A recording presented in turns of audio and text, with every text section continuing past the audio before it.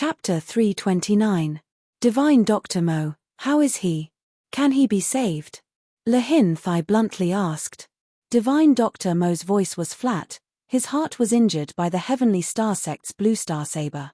The Blue Star Saber also had the soul-breaking parasite. Now, the parasite has entered his 8 extra meridians and his heart is on the verge of breaking. If it wasn't for the fact that the Crown Prince's psychokinesis had reached Earth rank level 3, he would have been dead by now.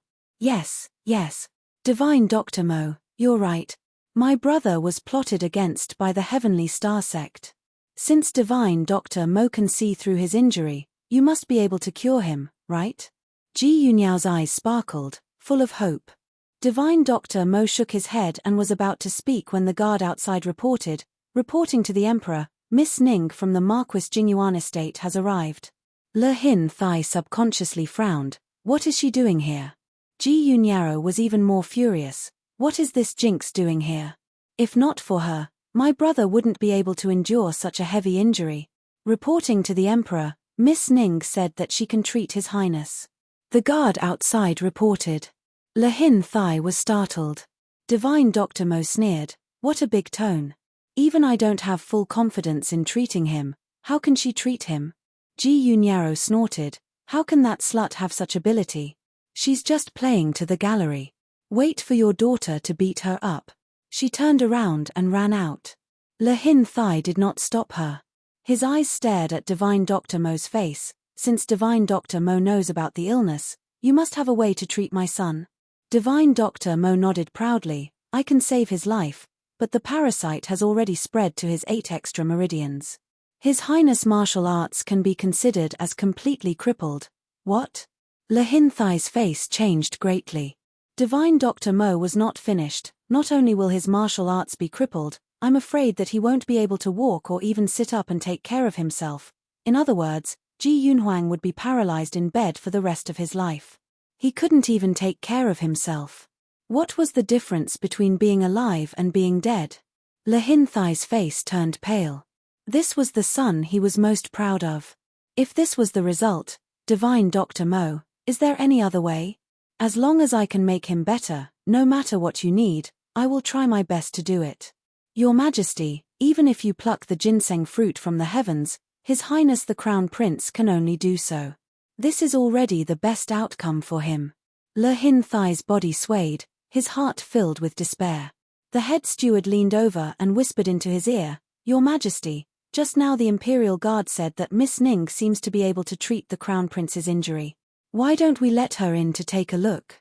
I heard that Miss Ning had once reattached a severed arm and restored that person's severed arm back to normal. Lahin Thai's mind moved, but before he could say anything, Divine Dr. Mo sneered, His Majesty would believe a silly little girl. Lahin Thai choked. He wanted to ask someone to invite Ning Shuamore back, but he was afraid that Ning Shuamore wouldn't be able to treat him. Instead, he would offend Divine Dr. Mo and lose his paralyzed son. Divine Dr. Mo immediately saw through his worries. He sneered, Your Majesty, there is no harm in letting her in to take a look. Let this commoner see if she has any miraculous tricks up her sleeves. Lahin Thai knew that Divine Dr. Mo was ridiculing him, but at this time, his son's life was more important. Lahin Thai was in a dilemma. He, who had been on the battlefield for a long time, was slightly hesitant. He held on to the mentality that with one more person, there would be more hope. He immediately decided to go with the flow and summon Ning Shuamore. Chapter 330. Lahin Thai smiled apologetically at Divine Dr. Mo, then let her come in and take a look. She may not have any methods, but to be able to consult Divine Dr. Mo is a rare opportunity for her. She still has some medical skills. Come, invite Miss Ning in. Divine Dr. Mo sneered as he casually sat down on a chair. He wanted to see who exactly was this person who dared to boast so arrogantly. Outside the Crown Prince's residence, Ning Shuamore stood there with her arms crossed, coldly confronting Ji Yunyao. On the way here, she had already asked Imperial bodyguard Lei Liu about the general situation. However, the matter of Ji Yunyao framing Lasusu was exposed, and the people of Heavenly Star Sect knew the ins and outs of the matter. The sect leader of the Heavenly Star sect was furious and sent a disciple to demand an explanation from Lehin Thai. Recently, Lehin Thai's children had been in trouble one after another. He had just beaten up his son and demoted him to a commoner. Before he could call him back, his daughter had created such a big mess. This gave him a headache. He was so angry that he called his daughter into the palace and reprimanded her. He stripped her of her princess title and demoted her to a princess. He ordered her to reflect on her mistakes in the princess's residence. His punishment was obviously too light, so the Heavenly Star sect disciples were naturally dissatisfied. They found a disciple from the Opportunity sect to sneak into the princess's residence and kidnap Ji Yunyao. That day, Ji Yunhuang accompanied Ning Shuamore to the tea house to drink wine. He was called away by the princess's maid because of the princess's disappearance. Ji Yunhuang investigated carefully and found out that it was the Heavenly Star sect who kidnapped his sister. He was afraid that Ji Yunyao would be at a disadvantage, so he brought people to chase after them. Lei Liu was also one of the people he brought along. The Heavenly Star sect is also a famous sect on this continent, and there are many experts inside. Ji Yunhuang spent a lot of effort to find Ji Yunyao. When he was escaping with her, he met the sect leader of the Heavenly Star sect who was returning to the mountain. After a fight, Ji Yunhuang was injured by the sect leader. Lei Liu and the others risked their lives to rescue him and retreated to the capital. Ning Shuamore also understood Ji Yunhuang's current symptoms from Lei Liu's description. She also had a general idea. He had even planned out the treatment plan in his heart. But she didn't expect to run into Ji Yunyao at the entrance of the Crown Prince's residence. When Ji Yunyao saw her, it was as if she had met her enemy. Her eyes burned with hatred. Immediately, he began to curse her, calling her jinx, scourge, slut, and clamoring for her to get lost. The commotion in front of the Crown Prince's residence naturally attracted a large crowd of onlookers. Usually, this princess always put on airs. Today, people finally saw the princess's scolding skills. She was simply comparable to the butcher's wife in the market. No one dared to intervene in the affairs of the royal family, and no one dared to stand up for this injustice. Therefore, when people heard her scolding fiercely, although they felt indignant, no one dared to say anything. They all looked at Ning Shuamore sympathetically, thinking that this seemingly weak girl would cry after being scolded. She didn't expect that Ning Shuamore would sit there with her arms crossed and listen. After hearing Ji Yunyao's scolding, her lips curved into a smile. She sized Ji Yunyao up from head to toe before unhurriedly saying, "Is this really a princess? Is it some shrew pretending to be her?" Phut! Someone in the crowd laughed. This little girl's counterattack was good. Ji Yunyao's face immediately turned red. "You slut." She raised her hand and was about to teach Ning Shuamore a lesson. Chapter 331. She raised her hand and was about to teach Ning Shuamore a lesson, but Ning Shuamore's words stopped her in her tracks. "If you want to lose a few more teeth, then come and try." Ji Yunyao immediately thought of the embarrassment Ning Shuamore gave her at Heavenly Book Mountain. If Ji Yunhuang had not arrived in time, she was afraid that she would have suffered even more under Ning Shuamore's hand. Ning Shuamore coldly said, "Ji Yunyao, let me ask you, who told you to stop me? Was it His Majesty?" Ji Yunyao choked. That's right. Imperial Father also doesn't want a jinx like you to enter the Crown Prince's residence, so as to avoid being tainted by your bad luck. Alright, since it was His Majesty's intention, then there was no need for her to go in and ask for a rebuff. Ning Shuamore faintly smiled and nodded. "Very good. You're the one who said it." She then nodded at Lei Liu. "Lei Liu, I can indeed treat your Crown Prince's injuries, but since the imperial family doesn't allow me to enter the residence, then I can't help. Goodbye." She turned and left. She was not a saint and did not have the heart of a doctor. The reason why she came here was because of Ji Yunhuang's kindness. In her heart, she also saw Ji Yunhuang as a friend. Therefore, she did not care about the past and immediately came here. However, the old emperor and princess clearly did not believe her and humiliated her like this. Why should she shamelessly go up and treat them? Lei Liu became anxious and knelt down again. "Miss Ning, please stay for a moment. This subordinate will personally report to His Majesty." Ji Yunyao was also stunned, but she was still unconvinced. Her small mouth twitched as she said, "Why would I beg this slut? My brother has divine Dr. Mo to treat him. Why would he need this Jinx's three-legged cat's medical skills?" Lei Liu suddenly turned his head and did not care about seniority. He said in a low voice, "Princess, please speak with dignity. His Highness was injured because he wanted to save you. If you miss this opportunity and something happens to the Crown Prince, I'm afraid you will regret it for the rest of your life." Ji Yunyao's expression changed. She raised her hand and gave Lei Liu a resounding slap. "Who do you think you are? You dare to teach me a lesson?" Lei Liu stood there with his back straight. "Princess, Lei Liu's lowly life is not important. His Highness the Crown Prince's injuries are the most important. Even if you beat Lei Liu to death, Lei Liu will still invite Miss Ning in. You're rebelling." With the princess's authority being offended, Ji Yunyao simply flew into a rage.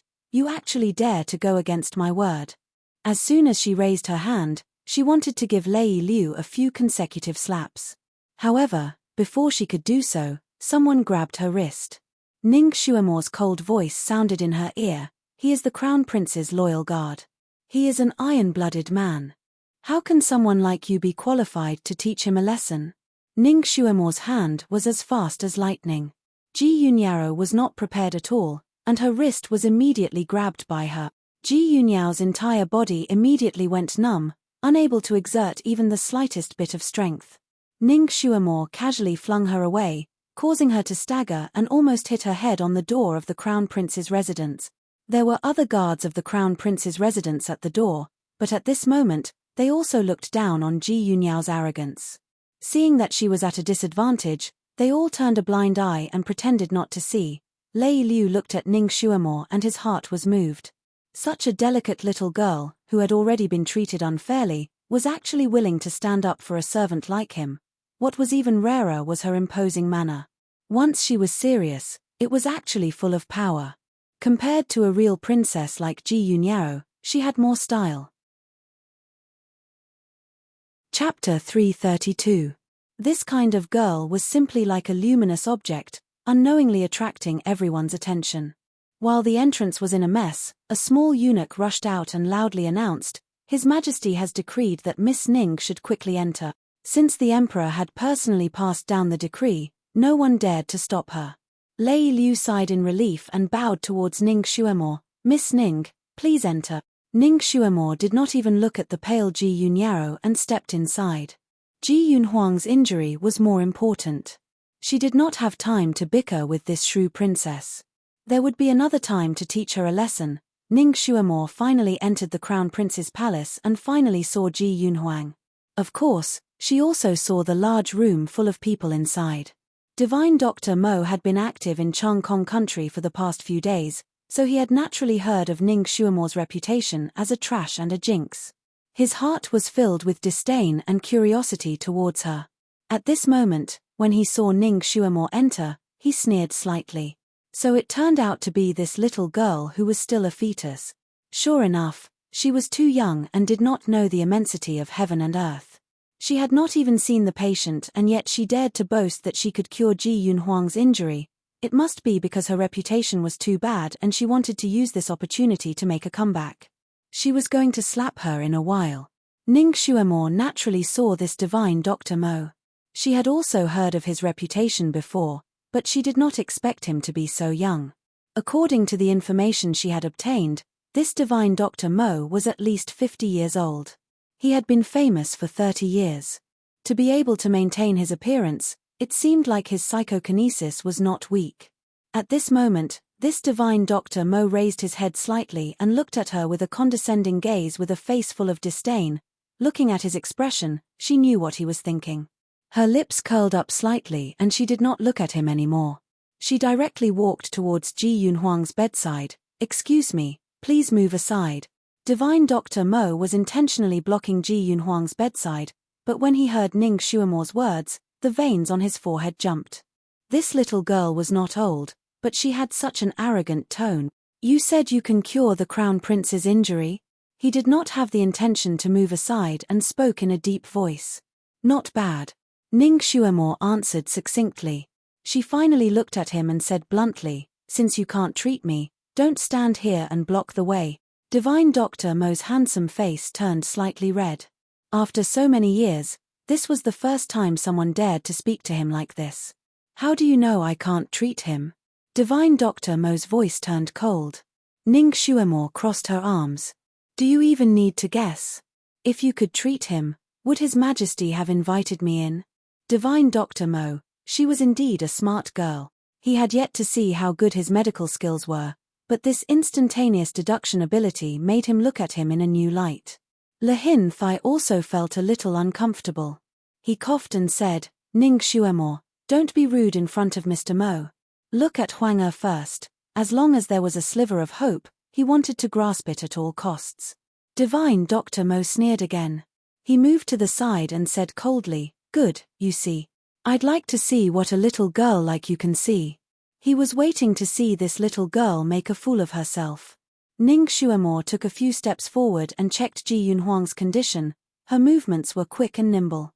She was very familiar with the 4 ways of looking, listening, questioning, and feeling the pulse, but it was different from the methods of the doctors in this era.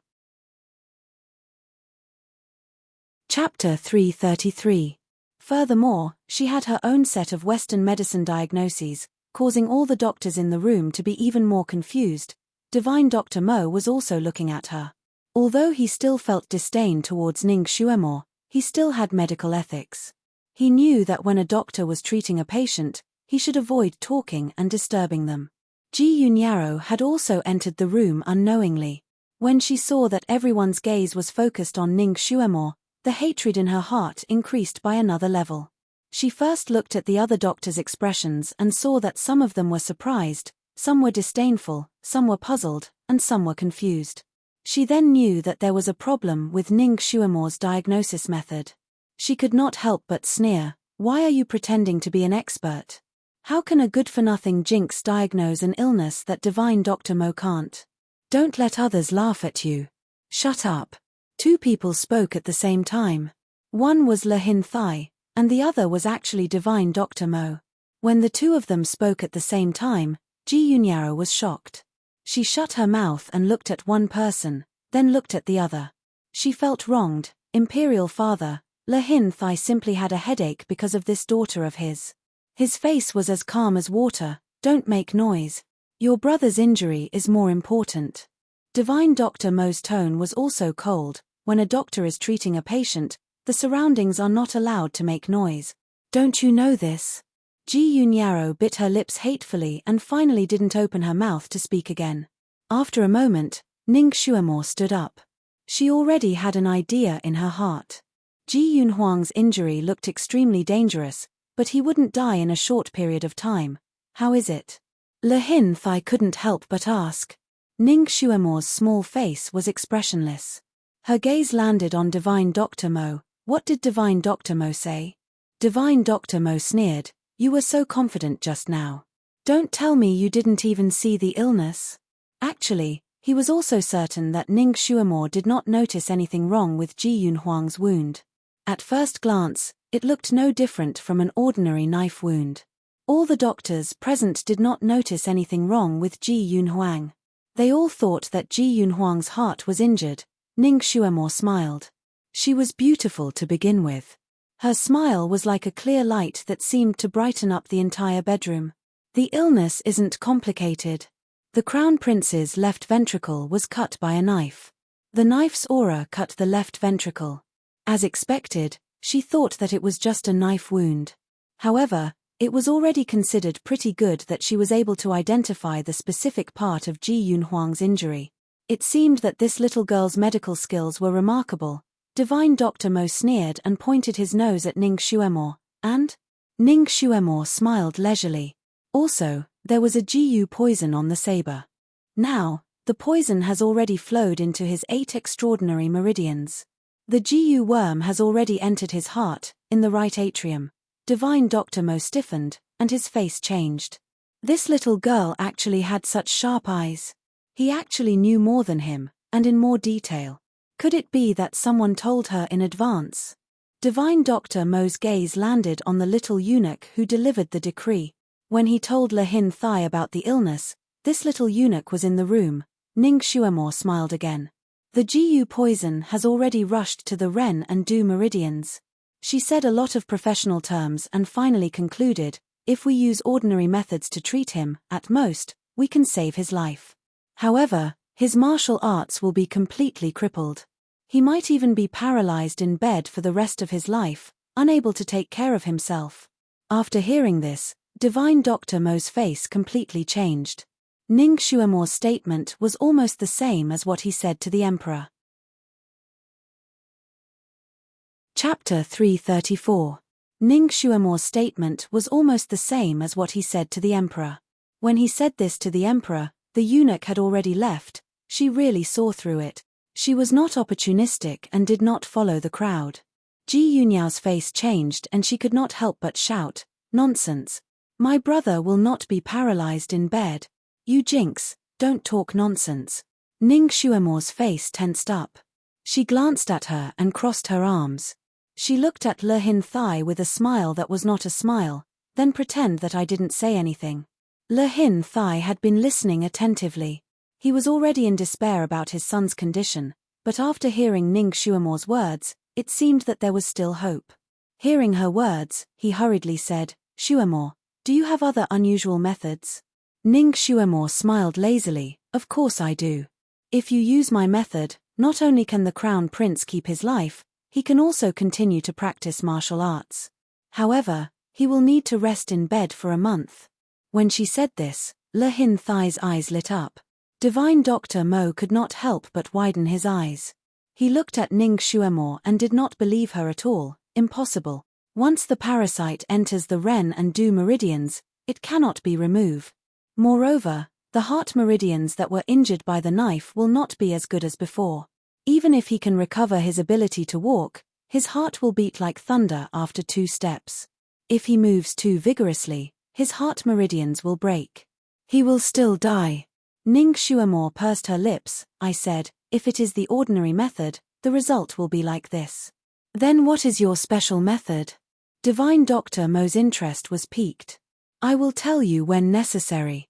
Ning Xuemore said lightly and looked at Lihin Thai again. Your Majesty may not believe me. Then I will ask Divine Dr. Mo to treat him. Xuemore will take her leave now. Xuemore. Lihin Thai finally caught a glimmer of hope. How could he let her go? He even took a step forward and stood in front of Ning Xuemore. Xuemore, what are the chances of your special method succeeding? What's the worst that could happen? I'm 70 to 80% sure. Ning Xuemore answered straightforwardly. The worst-case scenario is that he can't keep his kung fu and can't use his kung fu anymore. However, he can still do normal activities. Even the worst outcome was much better than Divine Dr. Mo's best outcome. Lihin Thai's eyes lit up even more. He didn't care if he would offend Divine Dr. Mo. He almost forgot himself and grabbed Ning Xuemore's hand. Xuemore, then I'll leave Huang to you. You have to try your best to save him. He treats you well. Ning Xuemore took a step back. Xuemore will do her best, but Xuemore has her own conditions. What conditions? I'll promise you anything. Lihin Thai blurted out. Ji Yunyao's expression changed. If Ning Xuemore's condition was to be the crown prince's consort, then, she immediately sneered at the side, Father, she's just a 13-year-old girl. How could she have better skills than Divine Dr. Mo? Don't listen to her boasting. She's a jinx. If it wasn't for her, Brother Crown Prince wouldn't be like this. If she randomly asks for conditions and enters our imperial family. Her words reminded Lihin Thai. His expression changed slightly and he regretted saying too much. If Ning Xuemore really asked to be the crown prince's consort, then should he agree or not? When the ancestor left that day, he said a 1,000-year lone phoenix will cause chaos in the world. He naturally believed the ancestor's words without any doubt. Chapter 335. If she were to marry the crown prince, not only would she cause Ji Yunhuang's death, she would also cause the destruction of Chang Kong Empire. Xuemore, what are your conditions? I will try my best to satisfy you. His words were much more tactful. Ning Xuemore was extremely intelligent, so how could she not know what this father and daughter pair were thinking? The corner of her lips slightly curved, but it was unknown whether it was mockery or ridicule. Your Majesty, don't worry. I am not interested in the crown princess. Your Majesty will definitely be able to fulfill Shuamore's conditions. Lahin Thai finally let out a sigh of relief. All right, speak. Ning Shuamore's gaze fell on Ji Yunyao's body. Ji Yunyao's body inexplicably turned cold, as if she was being stared at by a ferocious beast. She couldn't help but take a step back. Why are you looking at me? Ning Shuamore's lips curved again, causing Ji Yunyao to be even more alarmed when she saw her smile. A bad feeling welled up in her heart, as if she was going to be in big trouble. This time, her intuition was not bad. Ning Shuamore really opened her mouth. Your Majesty, the princess has repeatedly attacked Shuamore for no reason. Shuamore almost died in her hands several times. Now, Shuamore is very unhappy whenever she sees her. Lahin Thai immediately said, I will immediately have her get lost. He gave Ji Yunyao a look. Why aren't you getting lost? Ji Yunyao also knew that this was not the time to argue. Although she was angry, she still wanted to leave. Ning Shuamore sneered, so this is how your Majesty promised Shuamore? That's very good. She said the last 3 words very slowly and heavily. Lahin Thai's heart skipped a beat, but he could only say, then, Shuamore, what are your conditions? The princess's mouth is very poisonous, making people feel suffocated. Shuamore thinks that your Majesty should teach her a lesson. Ning Shuamore said the first step. Lahin Thai gritted his teeth. Shuamore, you're right. This child really needs to be taught a lesson. Guards, drag the princess down and give her 30 slaps. It was definitely an extremely shameful thing for a princess of the royal family to be slapped. What's more, the person's palms were as hard as iron palms. 1 slap was enough to make one's face red, and 2 slaps was enough to knock out a tooth. Ji Yunyao usually liked to slap people, but she liked to slap other people. She loved to use this punishment on women who offended her or her palace maids once they made a mistake. She felt inexplicably good when she saw that person being slapped into a pig's head. In her entire life, she had slapped countless people. Moreover, every time someone was beaten into a pig's head, she would order people to parade them through the streets, humiliating them as much as she could. Many of the women who had been dealt with by her in this way were ashamed and angry, and many of them committed suicide. And now, it was finally her turn to be slapped.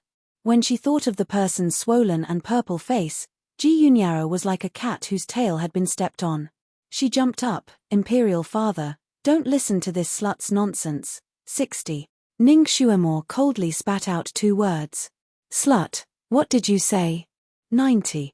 Lahin Thai was about to be defeated by his stupid daughter. He immediately said, guards, drag the princess down and give her 90 slap. With a flick of his finger, he sealed Ji Yunyao's stupid retort to prevent the number of slaps from increasing. 2 eunuchs received the emperor's signal and came over to drag Ji Yunyao away. Unexpectedly, Ning Shuamore was not finished. Your Majesty, the princess is the most honorable girl in the world. She should be virtuous, benevolent, and have a noble temperament. Princess Ji Yunyao obviously does not meet this requirement. In order to avoid being laughed at by the world, her princess title should be revoked and never be restored. Chapter 336. Some people just don't learn from their mistakes. If I don't teach her a real lesson, she won't understand that there are some people who can't be provoked. She had already offended this princess. Regardless of whether she tolerated it or not, this princess would still plot against her. Naturally, she wouldn't be polite. A drowning dog needs to be beaten up. It's best to beat it to death in one breath, so that it won't bite again. Lahin Thai was stunned. He looked at his daughter whose face was already pale, then looked at his son who was lying on the bed with only 1 breath left.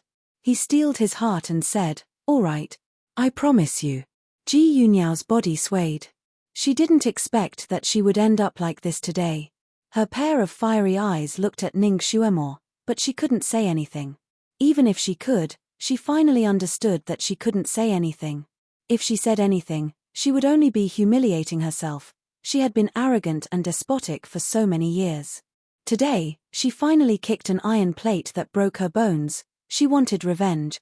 Once she gained power in the future, she would definitely take revenge. She would let this stinky girl live a life worse than death. Ning Xuemo, we have already promised you. Can you treat Huang now? Le Hin Thai's tone was already somewhat unpleasant. Ning Xuemo remained unmoved. She raised her head and smiled faintly. Your Majesty, I haven't finished stating my conditions. There's still more. Le Hin Thai simply wanted to gnash his teeth, but at this time, he couldn't offend this little girl. Even if he wanted to find an opportunity to punish her and teach her a big lesson, or even kill her to silence her, he had to wait until Ji Yunhuang recovered. Right now, he could only follow her wishes. Xuemo, what conditions do you have? Just say it directly. Le Hin Thai didn't want to bargain with her anymore. His son's injury didn't wait for anyone. Your Majesty is still the most straightforward. Ning Xuemo clapped her hands. She was the best at reading people's minds. Le Hin Thai's little scheme couldn't escape her eyes. Thus, she very straightforwardly stated her conditions. First, slap Ji Yunyao 90 times, and strip her of her title of princess, never to be reinstated. Secondly, Xuemo had to decide her own marriage. His Majesty could no longer grant another marriage for Xuemo. Thirdly, His Majesty had to swear to Xuemo that he would not retaliate against Xuemo in any way, whether now or in the future, including inciting the officials. Of course, this includes Princess Ji Yunyao as well.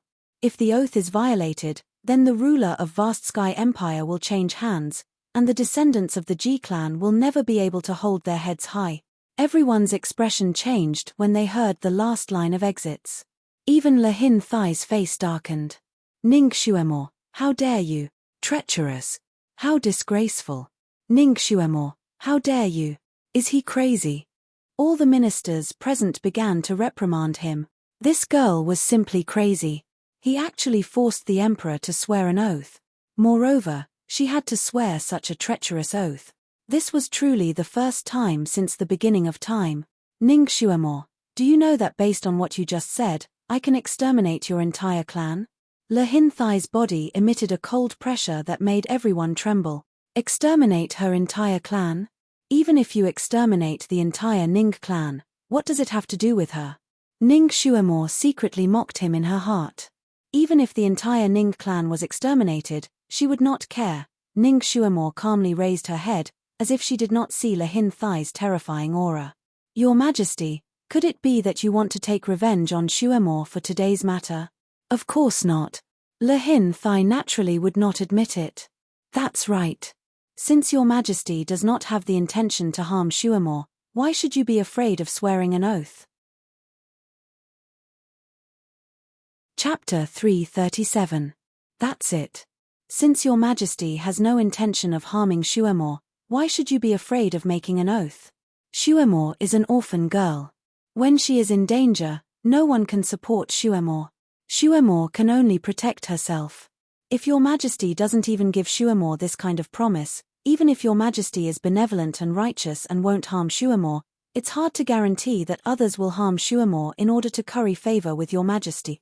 Therefore, we can only rely on your Majesty to issue an edict to restrain the subjects. If your Majesty agrees to this condition, Xuemo will naturally risk her life to save His Highness the Crown Prince. If you don't agree, then Xuemo's future will be worrying. Even if Xuemo is willing to save His Highness the Crown Prince, I'm afraid that she will feel uneasy. Once there is a mistake, Xuemo's cheap life is nothing. But if something bad happens to His Highness the Crown Prince, Le Hin Thai, Ning Xuemo's words were reasonable and he couldn't refute it for a while. Moreover, the little girl was obviously going all out. If he forced her, it would be useless. In the end, Aiko's life was more important. Le Hin Thai secretly gritted his teeth and agreed. Of course, he also said some high-sounding words. For example, he naturally kept his words. For Marquis Ning's face, he will give you a promise and so on. Finally, according to Ning Xuemo's words, he made an oath in front of all the officials.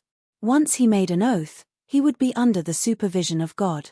It also involved the fate of the country. Le Hin Thai wouldn't dare to violate it even if he was beaten to death. After he made the oath, in order to restrain the officials, he also said some ruthless words. For example, "Whoever violates my oath and seeks revenge on Ning Xuemore will be killed without mercy." These words were said while looking at Ji Yunyao. His voice and expression were stern.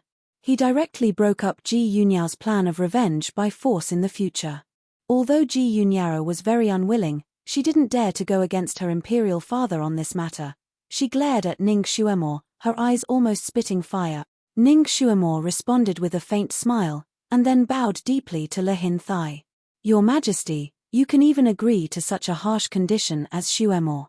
You can even do this for the orphaned daughter of a meritorious official. It can be seen that Your Majesty's benevolence is unparalleled. You are a famous emperor throughout the ages. Xuemore admires you."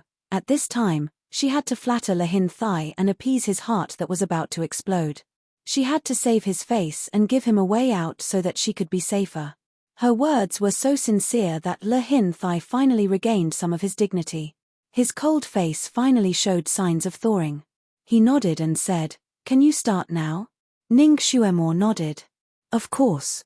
But I still need Your Majesty to prepare an extremely clean room as soon as possible, a medical officer to assist me, and 2 sets of thoroughly disinfected white robes." She listed a few more conditions in one breath. Lihin Thai agreed to them one by one. No matter what the imperial family prepared, they were incomparably fast. In less than half an hour, all the facilities that Ning Xuemore requested were ready. Only the medical officer was left. Lihin Thai didn't know what kind of person she needed, so he let her choose among the kneeling medical officers. Ning Xuemore wasn't polite. She tilted her head and looked at the few of them. Just as she was about to choose one that looked nimble, Divine Dr. Mo, who had been watching from the sidelines, suddenly said, "This commoner is willing to assist this young lady." Everyone was shocked when they heard this.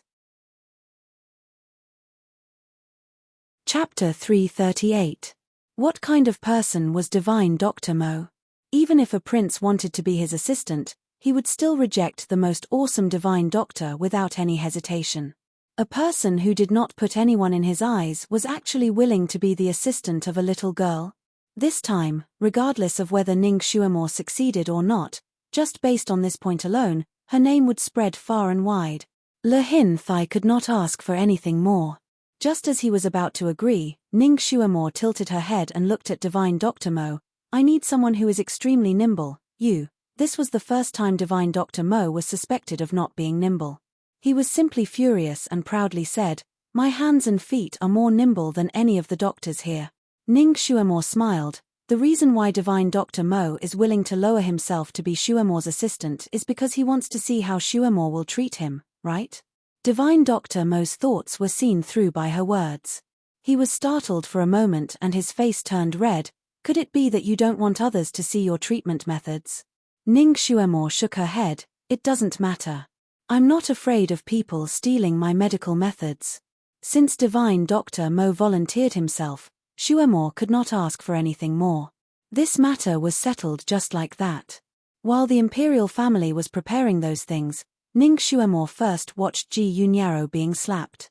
With her leisurely supervising from the side, the 2 women who were administering the punishment did not dare to let go. The slaps were especially crisp and clear. After 90 slaps, not to mention that Ji Yunyao's face was already swollen beyond recognition. After watching the punishment, Ning Xuemore quickly went to disinfect herself. She needed to operate on Ji Yunhuang, so her body had to be thoroughly disinfected as well. An hour later, Ning Xuemore was about to enter the cleansing room. Lihin Thai couldn't hold it in any longer and asked, "Ning Xuemore, as far as we know, Huang Er's kindness to you can be said to be as heavy as a mountain.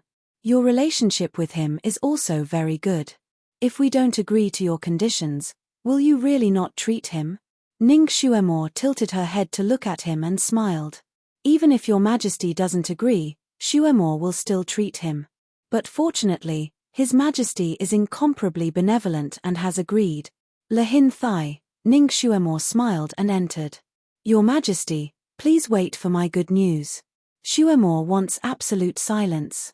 While I'm treating the Crown Prince, Your Majesty is not allowed to enter the room no matter what you hear. You're not allowed to send anyone to disturb me. Otherwise, You'll have to bear the consequences. Lahin Thai naturally agreed to this condition. He immediately ordered that no one was allowed to disturb Ning Shuamore before she came out and no one was allowed to make any noise.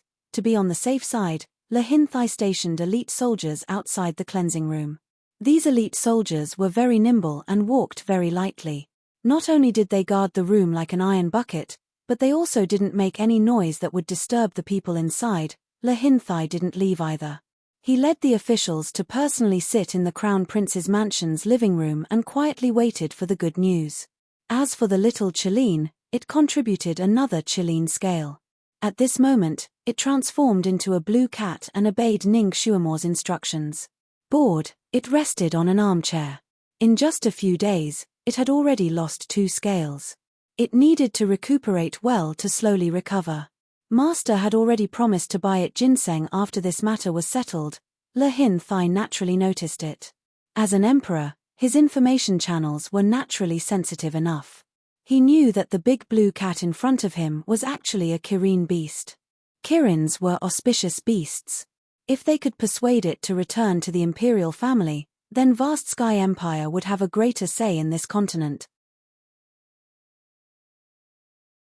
Chapter 339.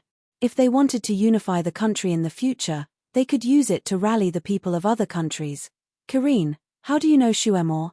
Lahin Thai began to chat with it. Kirin yawned lazily.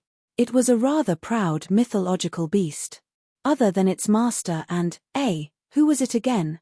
Kirin felt that it seemed to know someone, but it couldn't remember at the moment. It seemed that some part of its memory had been erased. Well, since it couldn't remember, it wouldn't think about it. Anyway, it only listened to its little master. As for other people, it couldn't be bothered. Therefore, it didn't even bother to open its eyes. It continued to bury its head and rest. Lahin Thai was rebuffed. Hey, Kirin, His Majesty is the true dragon, the son of heaven. Even if you're a mythological beast, you still have to listen to the words of the true dragon, the son of heaven. An official couldn't help but speak up. The true dragon, the son of heaven? The whiskers on the side of the little blue cat's mouth curled up. It was just a title that the human emperor gave himself. Did it really think that he was a dragon? Dragons were noble mythological beasts. They didn't want to be the emperor of the human world. Besides, Kirins and dragons were on par. Even a true dragon couldn't be above a Kirin, let alone a dragon that humans gave themselves. At most, the emperors of the human world had the aura of a dragon bestowed by the heavens. They also had to rely on the power of the mountains and rivers. For example, their ancestors were buried in the dragon's den. It was a real mythological beast, Kirin. The fake dragon emperor of the human world was nothing. The little blue cat snorted. It wasn't clear whether it was mocking or disdainful, but it continued to lie there and sleep. Lahin Thai was a little embarrassed. It was the first time that he had been ignored so thoroughly. The officials saw that he didn't look too good. One of them hurriedly tried to smooth things over. Your Majesty, perhaps this is just a cat and not a Kirin. Look, it hasn't even developed spiritual intelligence. It can't understand Your Majesty's words. He actually said that it hadn't developed spiritual intelligence. Kirin suddenly raised its head. Its round cat eyes stared at the blind official. It sneered and finally said, "You're the one who hasn't developed spiritual intelligence. Your whole family hasn't gained sentience." After spending a long time with Ning Shuamore, it had unconsciously learned many of her speech patterns. Its voice was crisp and clear, like that of a 7 or 8-year-old child, clear and bright with a hint of majesty. As soon as it spoke, even though everyone was mentally prepared, they were still shocked. Everyone turned to look at Kirin. The minister was not angry at being scolded by it. He looked at it and said deliberately, "Just because you can talk doesn't mean you are a Kirin beast. There are cat demons in this world." After all, Kirin was still young and could not stand being provoked. It immediately jumped up and said, "You are the cat demon. Your whole family are cat demons." The minister's entire family was dragged into the conversation. The surrounding ministers could not hold back their laughter, causing the minister to feel slightly embarrassed. He sneered and said, "You say you're not a cat demon. What proof do you have?" Kareen looked at him with disdain. You are indeed a mortal with the naked eye. You can't tell the difference between a demon and a god. I have auspicious celestial aura on me, not some demon aura. Then, Kareen, how about you show us your auspicious celestial aura? Lan Yufeng, the Chancellor of the Supreme Court, said with a smile. The little Cheline glanced at him. Lan Yufeng's appearance was handsome and refined, which was quite to its liking. It also heard that he was more polite, which made its heart feel more comfortable.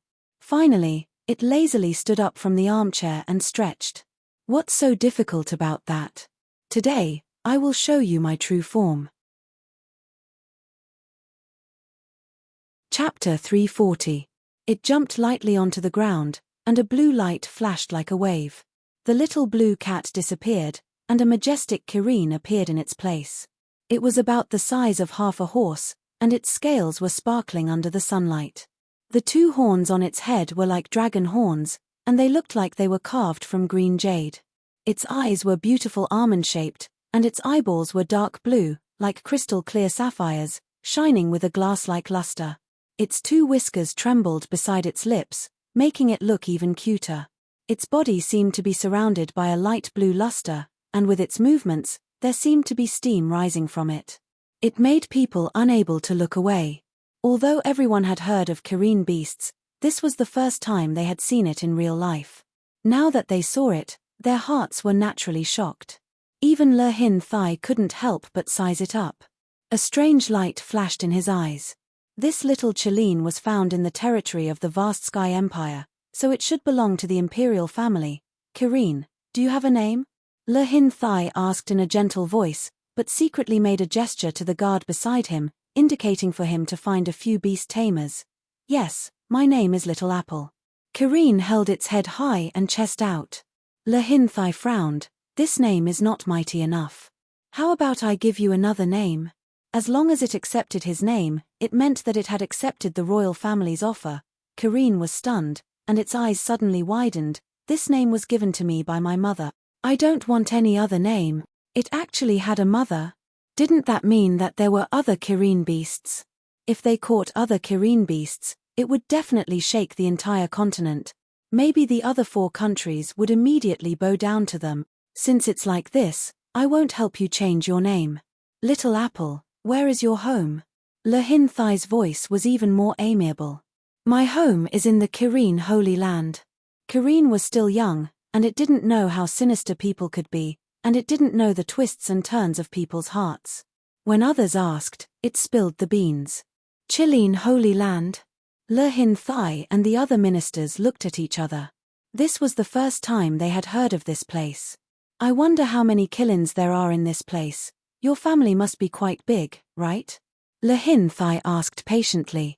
Of course, Kareen is a big family. There are several thousand of them. Kareen was proud, but a hint of sadness flashed through his eyes.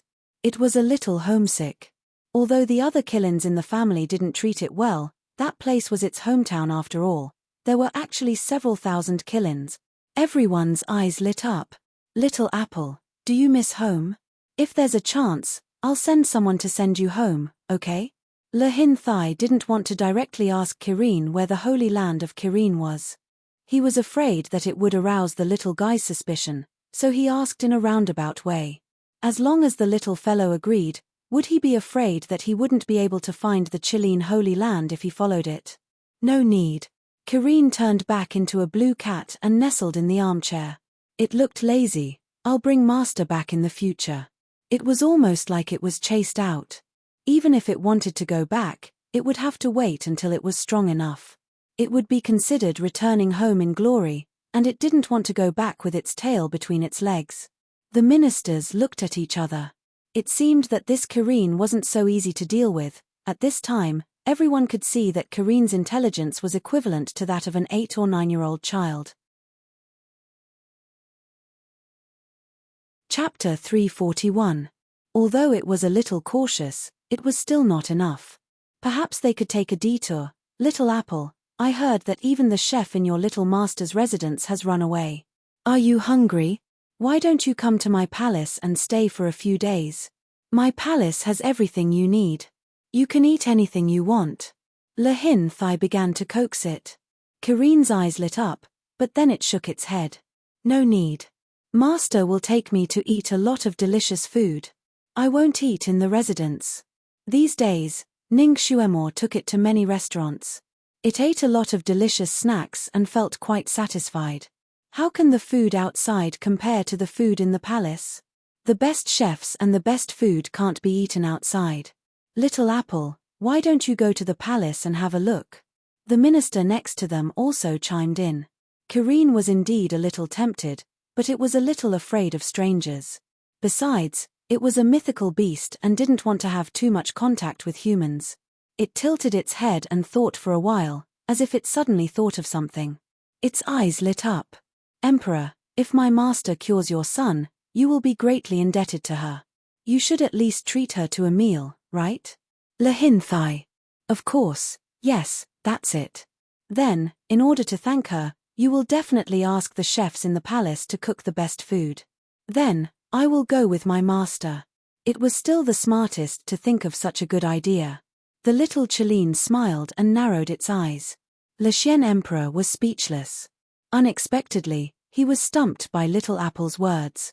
He coughed and said, Little Apple, the delicious food and fun things in the Imperial Palace can't be eaten in one day.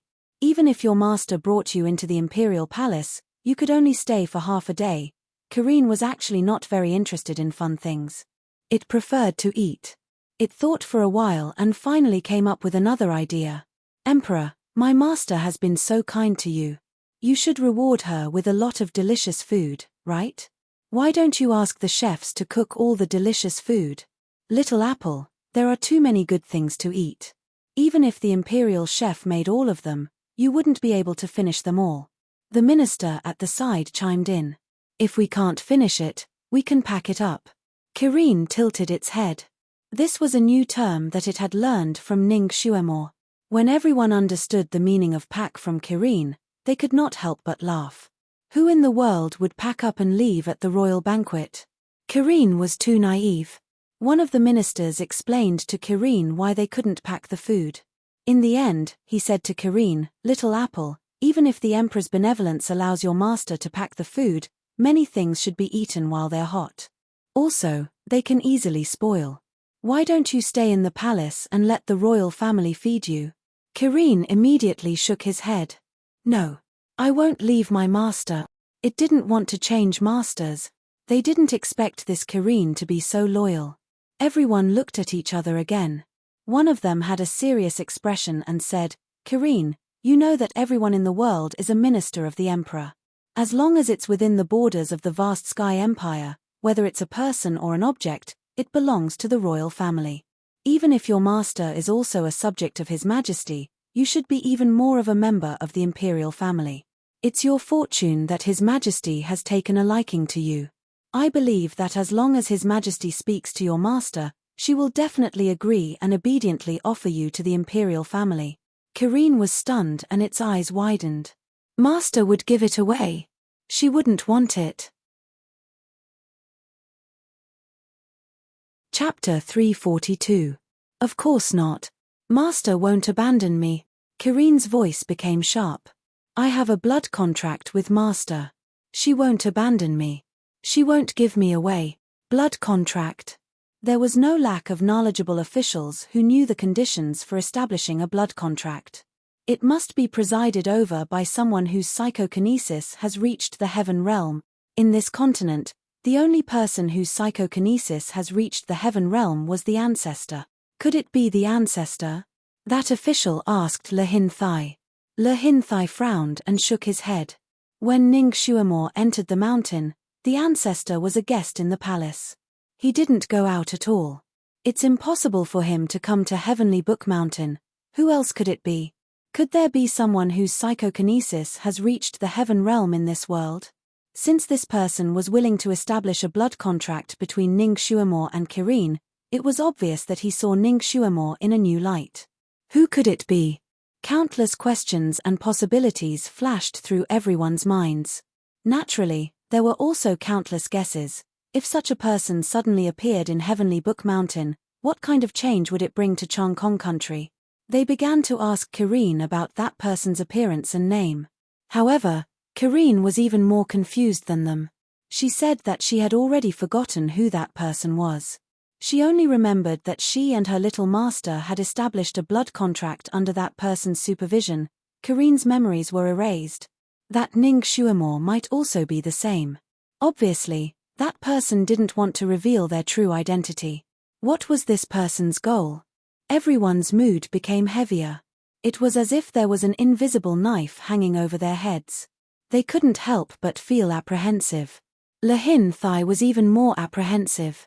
He originally planned to wait for Ning Xuemore to come out and force her to hand over Karine.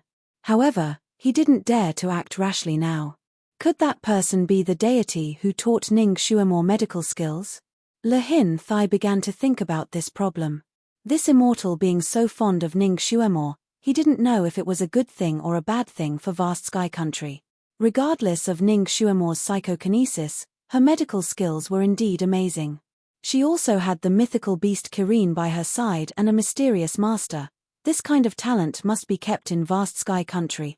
If the monarch of vast sky empire wanted to keep a woman, there were many ways to do so. For example, making her a concubine, or bestowing a marriage to a prince or an official. But she was also a jinx. Lehin Thai did not dare to joke about his own life. He couldn't even bear to part with his own sons. His gaze fell on the ministers. Which of these ministers who had reached such a position were not shrewd? How could he not understand what Lehin Thai meant? All of them felt their hearts skip a beat. No one wanted to be cannon fodder, not even their own sons. Ministers were. I heard that the young master of your family is suave and romantic, and his literary talent is outstanding. Your Majesty, my son's body is weak, he is a bit of a playboy. Miss Ning is not inferior to men, she won't take a fancy to my son. Ministers were knelt down. Don't worry, I have already promised Xuemore that I won't bestow a marriage to her. However, it's good for young people to play together more. Lehin Thai had his own plans.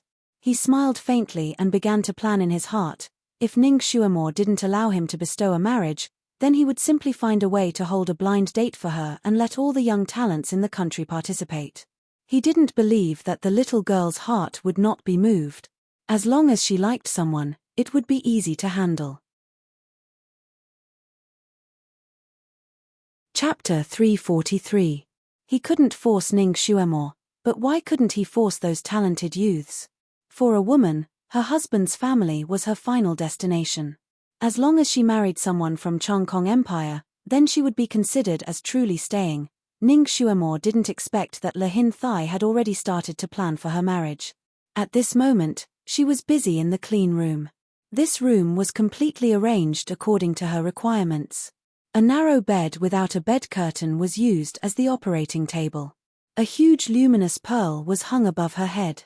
Although it wasn't as bright as the magnesium light in the operating room of a modern hospital, it was still able to illuminate the fine pores on a person's body.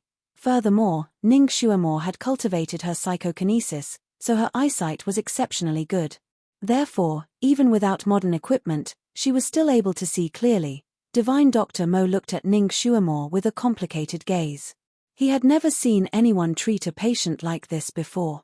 Obviously, it was only his chest that was injured, but Ning Xuemore ordered him to strip Ji Yunhuang naked. She even used strong alcohol to thoroughly wipe his entire body. After that, she covered the crown prince's lower body with a piece of white cloth, which finally covered some of the spring scenery. When he was doing all this for the crown prince, she didn't retreat out of embarrassment.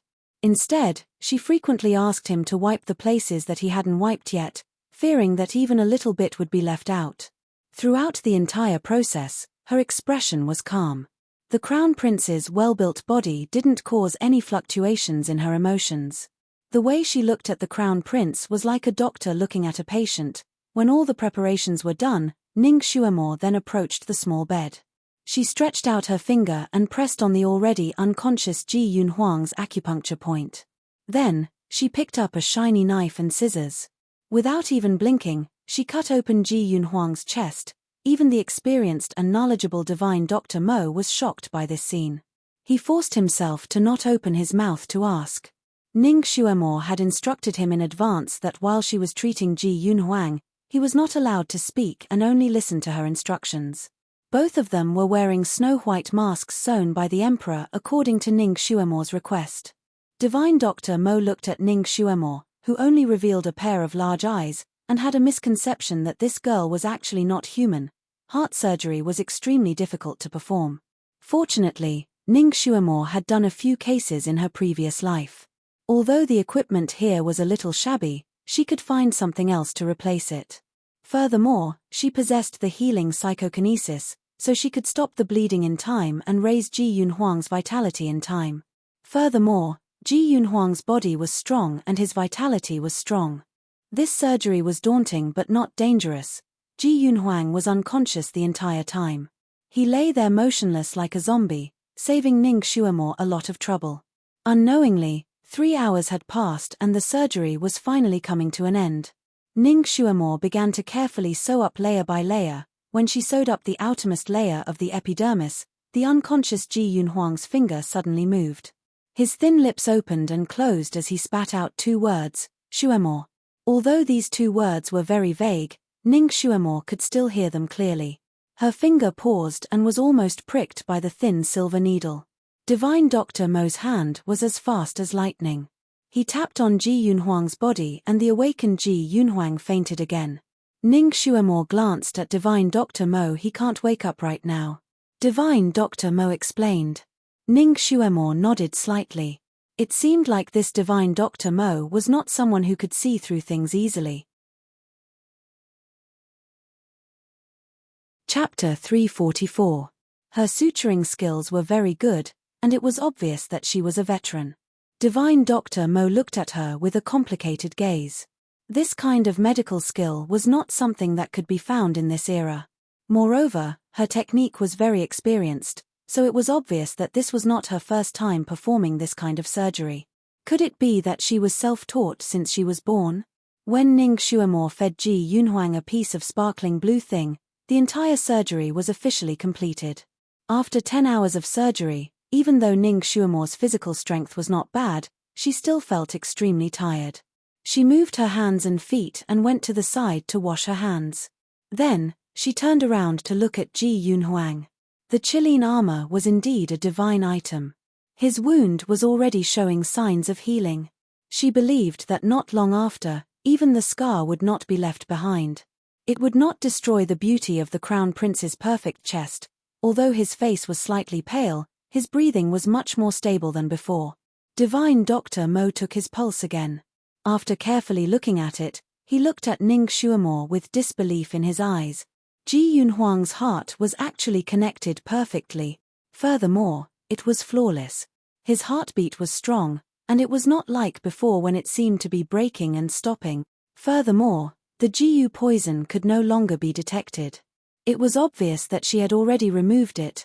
Ning Xuemor yawned. Damn it, she was so tired.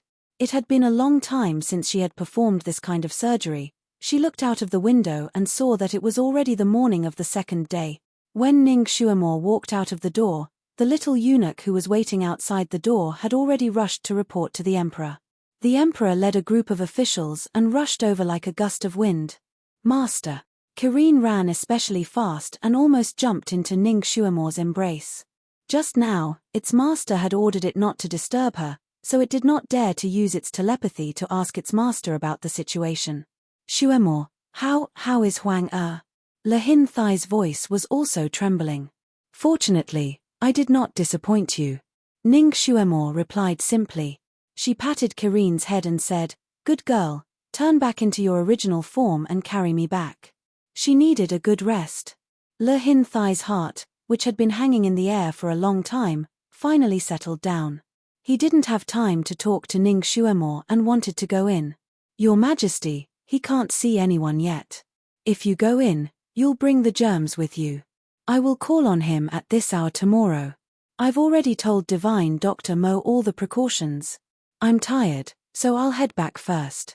Ning Xuemor had already mounted Kirin's body. Divine Dr. Mo poked half of his body out of the clean room and nodded towards Lahin Thai, proving that what Ning Xuemor said was true. Lahin Thai was finally relieved and immediately ordered, Men, Prepare a palanquin with 8 carriers and send Miss Ning back to the residence. I will reward you handsomely later. Ning Shuamore was carried back to Marquis Jingyuan's residence in a palanquin with 8 carriers. Along the way, the sound of gongs and gongs was heard. It was early in the morning, so it attracted the attention of many commoners. Lehin Thai was very generous and gave her several chests as a reward, which followed behind the palanquin. Ever since Ning Shuamore had transmigrated, she had been frequently unlucky. If she wasn't being chased, she was being forced to marry, and then she was being despised. Now, she could finally hold her head up high. She felt that her bad luck had finally passed and now the good times had come. She had sharp eyes and ears now. Although the discussions outside were chaotic, they could not escape her ears. She still heard a few words. These commoners' discussions were not very creative. They were all kinds of envious, puzzled, and felt that it was inconceivable. Chapter 345. The conversation between two of them reached her ears, causing her to open her slightly closed eyes. This Marquis Jingyuan's daughter can be considered as a salted fish turning over a new leaf today. The reward for this banquet is so much. From today onwards, she won't have to worry about wearing gold and silver anymore. Whoever marries her, it will also be worth it. Marry her? Brother Liu, you must be joking. She is the ancestor and great master Han Shanyu personally called her a jinx. Whoever marries her will jinx her. Do you still want your little life after marrying her? Actually, even if she is a jinx, so what? I heard that she is quite beautiful, has great medical skills, and also has money. If such a woman marries home, even if she jinxes me to death, I would be willing. Haha, Brother Liu, don't tell me you are tempted by her. You want to marry her so that you won't have to struggle for a few decades. That's right, your Liu clan is already in decline. If you marry her, get her family property, and let the entire Liu clan live a good life, sacrificing you would be worth it. I am not doing this for her family property. I just feel that she is quite pitiful. If no one wants her, I can reluctantly do it. Ning Shuamore pulled open the curtain of the sedan chair, revealing half of her face, and swept a glance at the two people. They were two passing scholars. At this moment, they were standing in the crowd, commenting on the sedan chair. Suddenly, they saw half of Ning Shuamore's face. Their hearts trembled, and half of their bodies went limp. This little girl was really beautiful, especially when she smiled at them. Brother Liu, she is looking at me. Brother Zhong, you are mistaken. She is clearly looking at me. The two people suddenly felt that if they could marry such a girl, even if they died immediately, it would be worth it. The two people returned Ning Shuamore's smile one after another. Ning Shuamore stretched out her snow-white jade-like hand, and lightly flicked her fingertips. The two people felt their palms go numb. They lowered their heads to look, and unexpectedly, there were 2 melon seed shells lying in their palms, melon seed shells thrown by the beauty. The beauty specifically threw melon seed shells at them. Was she interested in them? The two of them held the melon seed shells tightly, as if they were holding some kind of treasure. The corners of Ning Shuamore's lips curled up slightly. The two of them would soon discover that the melon seed shell wasn't an ordinary melon seed shell. Instead, it had been added with something else. They would pay the price for talking too much today. Their bodies would itch for 7 or 8 days. She was about to put down the curtain when she suddenly sensed something. Her gaze turned towards the second floor of a small, elegant building by the street. There was a guardrail on the second floor, and a man was sitting by the railing. He was clearly on the second floor, not too far away, but Ning Shuamore couldn't see his face clearly. She could only see his azure robe fluttering in the breeze. Beside him was a small red clay stove. On top of the stove was a small odd-looking flask. White mist was rising from the flask, enveloping half of the man's figure in the faint mist. Green and new fermented wine, red clay small stove, night wishes for snow, can you drink a cup? When Ning Shuamore saw him, this ancient poem immediately appeared in her mind. She only felt that this poem matched this person very well. Although it was the beginning of autumn, and the autumn tiger was raging, it definitely wouldn't snow. However, that person sat there, with the bustling world behind him, and he seemed to be isolated from the world. He was cold and indifferent, untainted by the snow and frost of the world. Although that person only had a silhouette, Ning Xuemore still recognized him.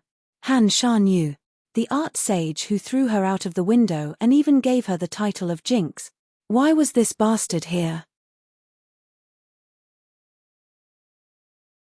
Chapter 346. Strange, wherever he appeared, there would always be a crowd.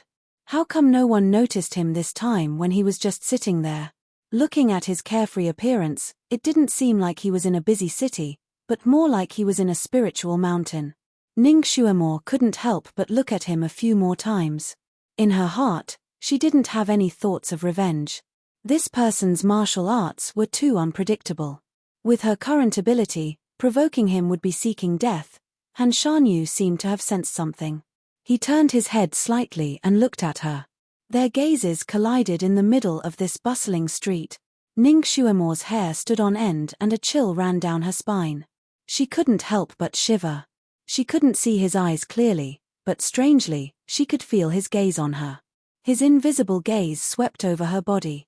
His gaze felt like it was being soaked in ice water. So cold. This person's gaze gave her the same feeling as when the ancestor looked at her that day. Ning Xuemore's heart skipped a beat. She didn't want to have anything to do with this person. She put down the curtain and sat down to meditate. Master, I saw Han Shanyu who called you a jinx. Kirin's voice sounded in her heart. Don't pay attention to him. Ning Xuemore ordered. She and Han Shanyu weren't from the same world. She wouldn't provoke him if she could. The sedan arrived at the entrance of the residence. Old Zhong was waiting at the entrance. When he saw Ning Xuemore get off the sedan, he hurriedly welcomed her. Master. His little master was finally back. He had been worried for the whole day.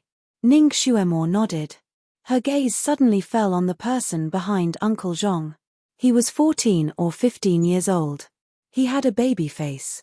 His body was tall and straight like bamboo. His temperament was cold.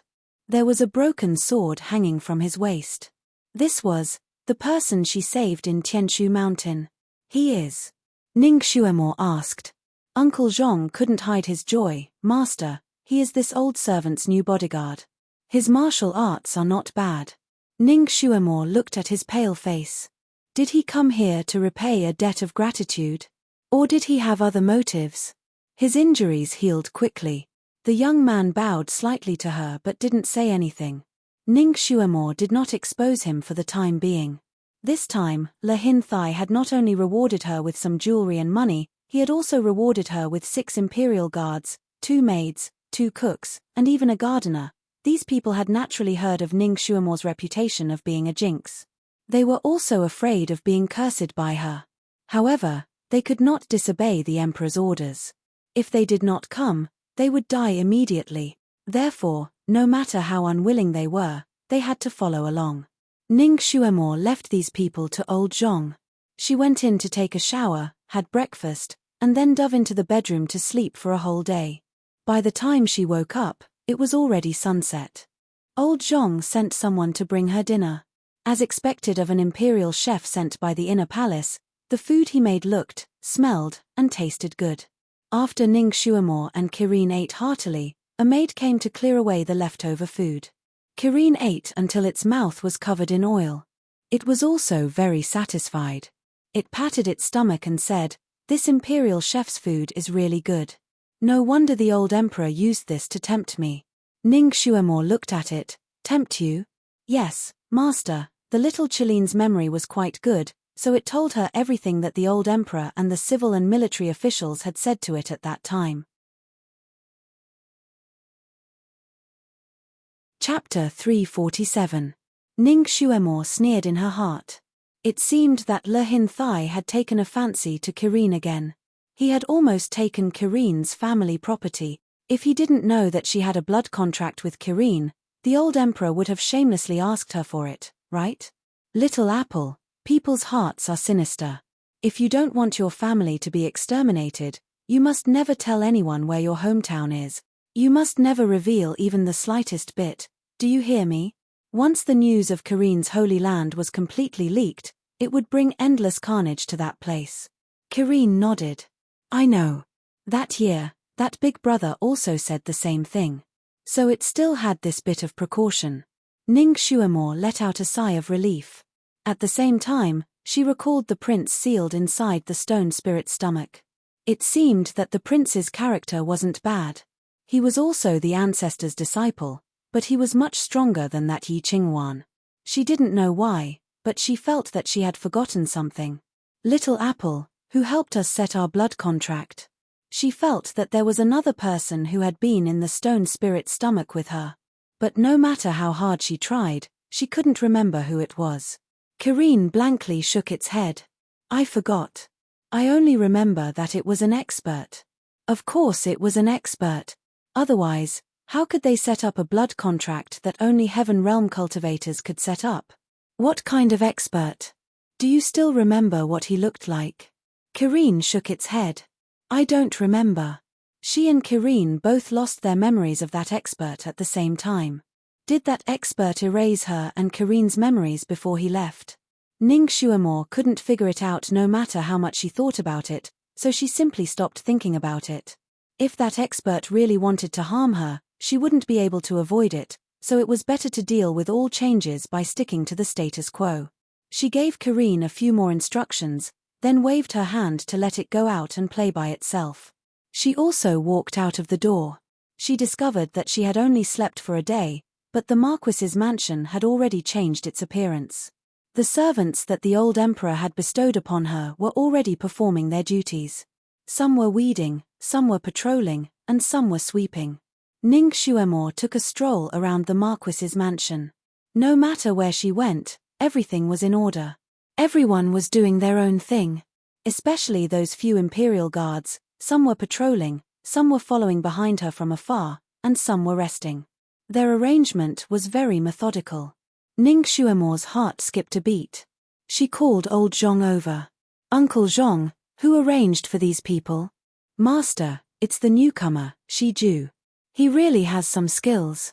In half a day, he managed to tame these thorny guards. Uncle Zhong's tone was full of praise for the young man. This servant that delivered itself to his doorstep was too awesome. Although these imperial bodyguards were not top-notch experts, their martial arts skills were not low.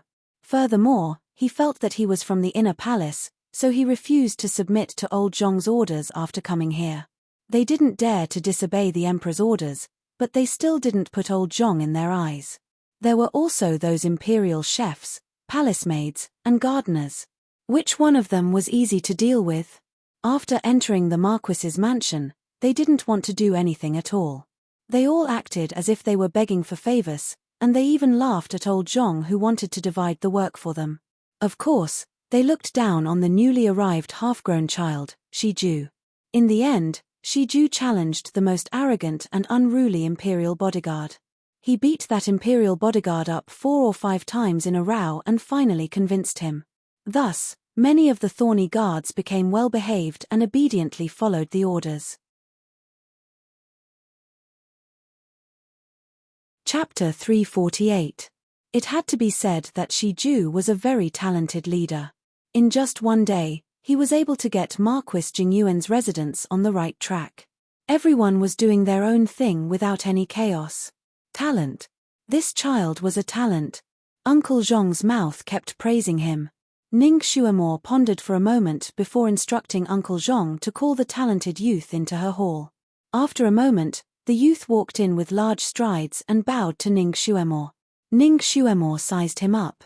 The youth's posture was tall and straight like a jade tree. He had a handsome but slightly pale baby face. Although his appearance was 80% similar to number 2's, the 2's temperament was not the same. Number 2 was calm and straightforward, but this youth was like a smooth and insightful sword. Although his appearance did not reveal anything, there was a faint elegant and noble air about him. It seemed that his background was not ordinary. Ning Xuemore's gaze fell on the treasured sword at his waist. The old scabbard did not have anything special about it. Even the treasured sword of a random warrior on the street looked much more expensive than this one. Number 2's nickname was Stone, a very common name. And this youth was called Shi Ju, a rather elegant and imposing name. Could it be that they were not related by blood? How did you find this place? Ning Xuemore bluntly asked. As long as I have the heart, it is not difficult to find you. Shi Ju's voice was very calm. The youth was 14 or 15 years old and his voice was in the stage of puberty. It was slightly hoarse and not very clear. Why are you looking for me? Ning Xuemore raised her eyebrows. The youth was silent for a moment before replying with 2 words, to repay a debt of gratitude. I already said at that time that saving you was just a matter of convenience. There is no need for you to repay me. Whether you need it or not is your business. If I want to repay you, that is my business. I don't like to owe people favors. The youth replied straightforwardly. Ning Xuemore looked at him again. Since you found me, you should have heard about me. I am a jinx and will jinx the people around me. Aren't you afraid of being jinxed by me? There is no such thing as fortune-telling. Moreover, if it were not for you, I would have died long ago. What jinx would I be afraid of? Well, it was rare to meet someone who was not afraid of her. Can you tell me about your family background? My Marquis Jingyuan's mansion does not accept people of unknown origins. Ning Xuemore was still somewhat curious about his identity.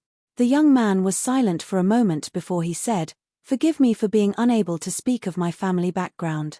However, I can guarantee that my family background is absolutely clean and I will not harm you in any way." All right, since it was something that was hard to say, she wouldn't pursue the matter any further.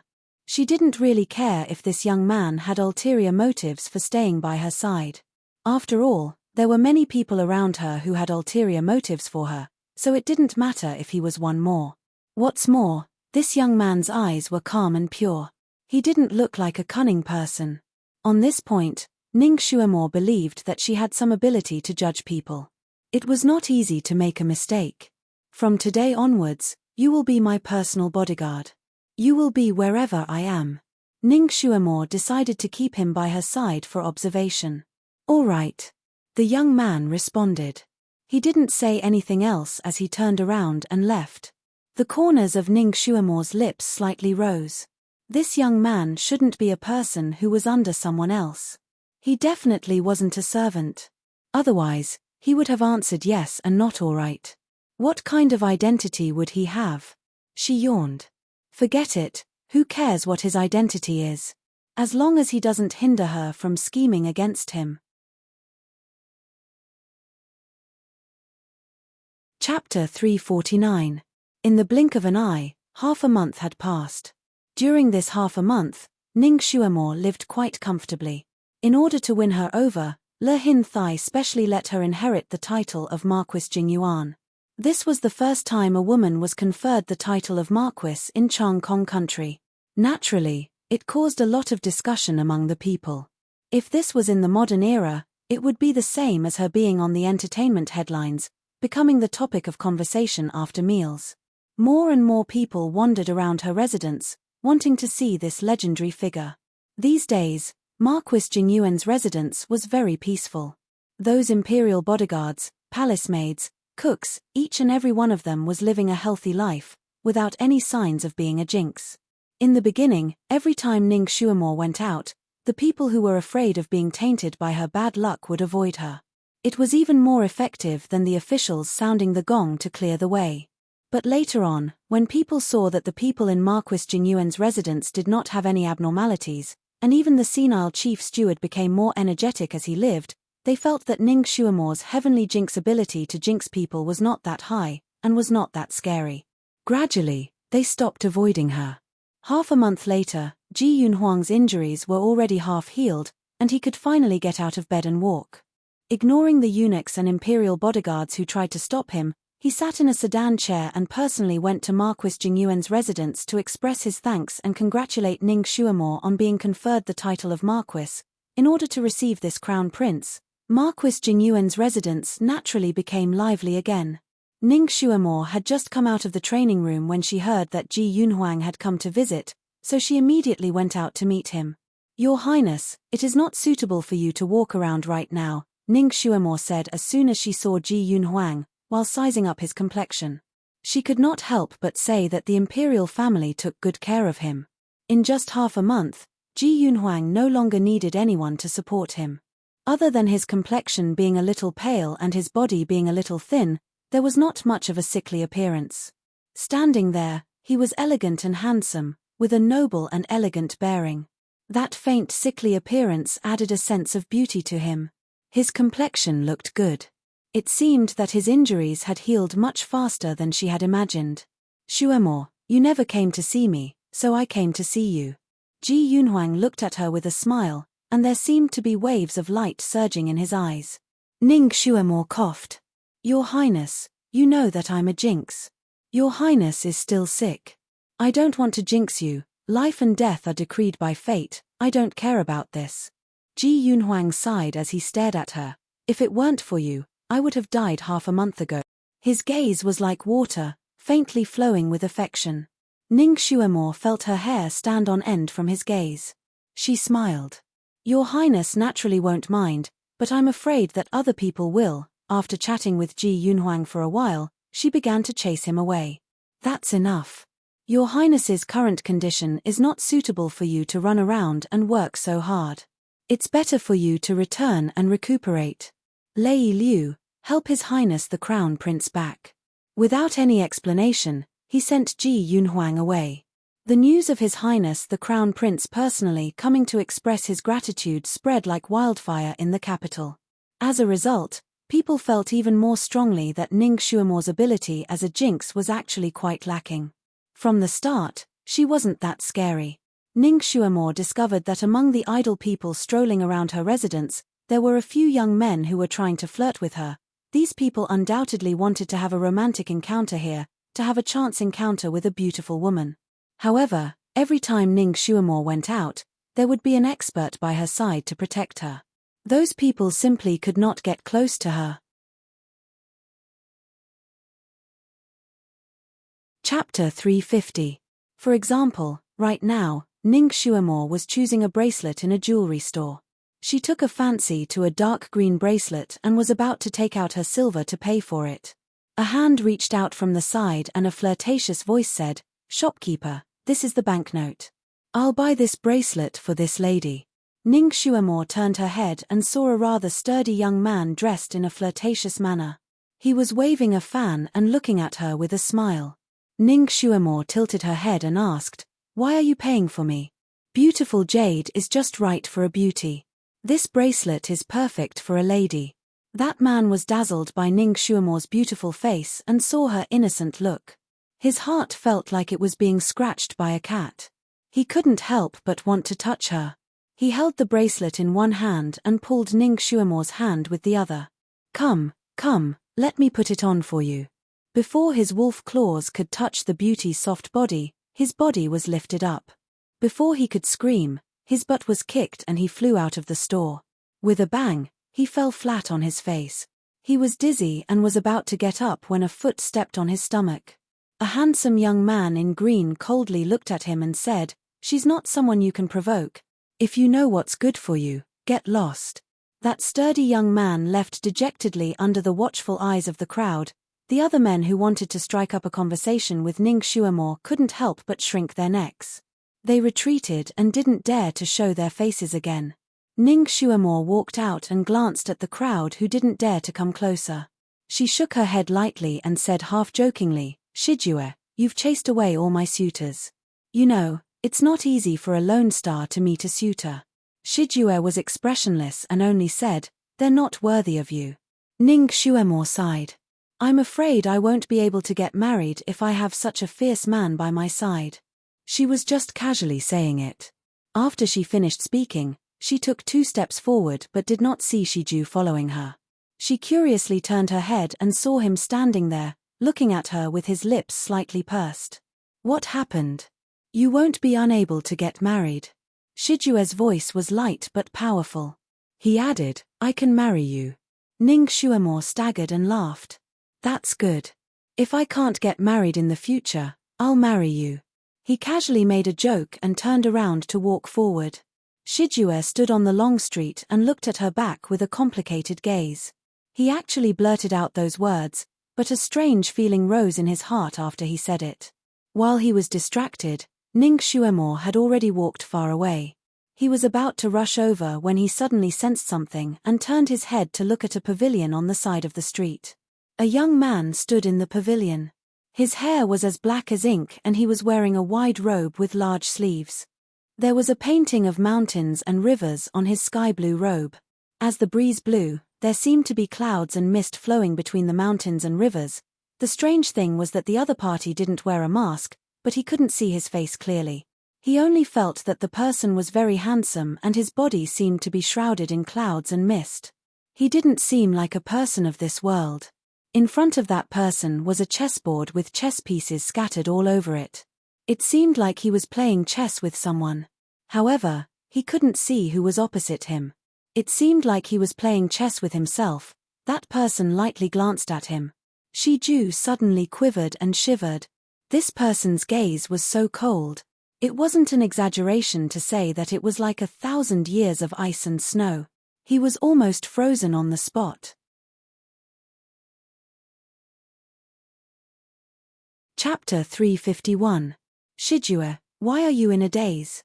Keep up. Ning Shuamore saw that he didn't catch up and couldn't help but call out to him. Shijue seemed to have woken up from a dream and hurriedly caught up. He was one step behind Ning Shuamore. What were you looking at just now? Why are you in a daze? Ning Shuamore was puzzled. Shiju usually had the appearance of a mature young man. It was rare to see him lose himself in thought. I was looking at that person. He's a little strange. Shijue replied and couldn't help but look in that direction again. Strange person? Ning Shuamore followed his gaze but didn't see anything. What strange person? Why don't I see him? She turned her head and found that Shijue was looking in that direction with his eyes wide open in disbelief. Gone. The quaint pavilion and the picturesque young man had disappeared without a trace in an instant. There was only one clothing store in that direction and there were many people bustling in front of it. Could it be that he was seeing things? Shijue couldn't help but rub his eyes and look in that direction again. He still didn't see that person. He was bewildered. It was broad daylight. Could it be that he saw a ghost? Or was it a mirage? What did you see? Ning Shuamore was curious. There weren't many things that could make Shijue lose his composure. Shijue said 2 words and stopped. Recently, he had been practicing martial arts a little diligently. Maybe he was seeing things. He didn't want to say it and make Ning Shuamore worry. Nothing. I'm probably a little nervous and my eyes are playing tricks on me. Ning Shuamore looked at him suspiciously and didn't ask any more questions. This child's mouth was very tight. If he didn't want to say something, even if you used a hammer, you wouldn't be able to pry it open. Besides, she wasn't interested in strange people. Since she came to this world, she had met enough strange people and was already used to it. Okay, let's go. Ning Shuamore looked up at the sky. It was almost noon. Little Apple, what do you want to eat today? She asked the little blue cat on her shoulder. The little blue cat's eyes immediately widened in excitement. Let's go to the Drunken Immortal Restaurant's roast duck today. The food at the Drunken Immortal Restaurant was indeed very good. Ning Shuamore nodded and headed towards the restaurant. The blue sea and the rolling white clouds. There was a lush island in the middle of the sea. Faint clouds and mist gathered and dispersed around the island, making the island appear and disappear from time to time. It was like the legendary Fangjong Yingtai. Strange flowers and trees were everywhere on the island. In the shade of the green trees, there were several places with overhanging eaves and arches. Obviously, there were people living there. There was a small pavilion at the highest point of the immortal island. The gazebo was agarwood-colored, ancient, and full of ancient charm. There were 3 people sitting in the pagoda. 2 people played Go while the other watched from the side. Of the 2 people playing Go, the person on the left had black hair that was like satin. It was scattered behind him, almost reaching the ground. He was wearing a sky-blue robe with a faint painting of mountains and rivers on it. His appearance was very clear and he was holding a white Go piece in his right hand. There was also a man sitting opposite him. He was dressed in a wide moon-colored robe. His eyes were charming and his appearance was stunning. His right hand was lazily waving a fan with a beautiful woman drawn on it. He looked very charming and unrestrained. The person watching from the side was a beautiful woman. She was dressed in a snow-white veil and had long hair like seaweed. There was a soft flower branch casually tied up on her head. There were little yellow flowers on the flower branch that were about to bloom. Her pair of watery eyes seemed to ripple like a lake when they turned. She was also holding a round fan in her hand. She was sitting on the side and watching the game with a smile on her face.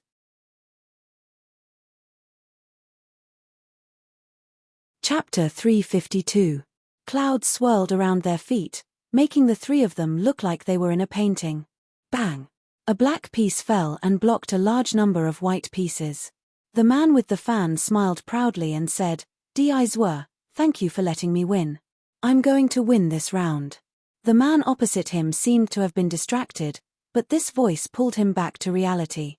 He glanced at the chessboard and saw that the black pieces were strong while the white pieces were weak.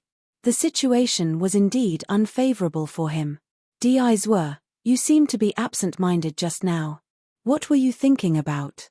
The fan brother knocked on the chessboard with his fan with a gossipy expression. What do you think? The man called Deizwa calmly continued to think about his next move and casually placed another piece. I saw that you used a microscopic technique to look at a place of mortals. What did you see? The fan brother was clearly very observant. He also placed a piece. Since victory was already in his hands, he played more casually. The woman watching from the side also looked at Deizwa with a hint of curiosity in her eyes. Yes, Deizwa. The place you opened looked like the capital of the vast Sky Empire. Didn't you just come back from there? Could it be that there is something strange in that empire? She also took a look. Aside from the buildings, she only saw a young man in green. Take a guess. Deizwa clearly didn't want to say more. You weren't looking at a little girl, right? Did Deizwa's peach blossom? The fan brother closed his fan. Brother Rongyu, don't make wild guesses. There was no woman in that place of mortals, but there was a young man. The woman retorted. The man called Brother Rongyu sized up the calm Deizwa and revealed a surprised expression. Are you kidding me? Deizwa actually took a fancy to a young man. Cut sleeve. Bang. The white piece fell, and Deizwa's indifferent voice rang out. Even if you are cut sleeve, I am not cut sleeve. You lose. Brother Rongyu lowered his head and saw that the situation on the chessboard had taken a sharp turn. He had lost his territory and was unable to reverse the situation. Brother Rongyu was speechless. His heart ached as he watched the Emperor's throne leisurely pick up the jasper gourd and take away another one of his treasured immortal pills. Hey, this round doesn't count. You cheated and deliberately kept me in suspense to attract my attention. It doesn't count, it doesn't count. Return the immortal pill to me first. Brother Rongyu extended his hand towards Deizwa. Deizwa simply ignored him and tapped the chessboard with his finger. Still want to play? Your Majesty. Of course. Brother Rongyu said, I have to win the elixir back. The corner of Deizwa's mouth twitched, but he didn't comment. The two continued to play chess. Halfway down, Deizwa absent-mindedly asked, Tianlan, how many wind fruits do you have left? What are you doing? Rongyu Tianlan cast a sidelong glance at him. You've used up more than half of the Tianfeng fruits that I've accumulated for 100 years. Now that Deizwa's power has recovered, you don't need to worry about my fruits anymore, right? Deizwa gently tapped the chessboard and said, the heavenly wind fruit will spoil if left out for too long. So Deizwa came here to waste so many of my fruits for my own good. You're afraid that I won't be able to finish them and will waste them? Rongyu Tianlan gritted his teeth. Tianlan, your IQ has increased a lot. Deizwa praised him. The girl next to him looked at Rongyu Tianlan's dark face and laughed. Deizwa is right. Tianlan, the three of us have always been on the same page. Since your fruits are good medicine for Deizwa's recovery, there's no harm in contributing a few. In any case, you won't be able to finish them.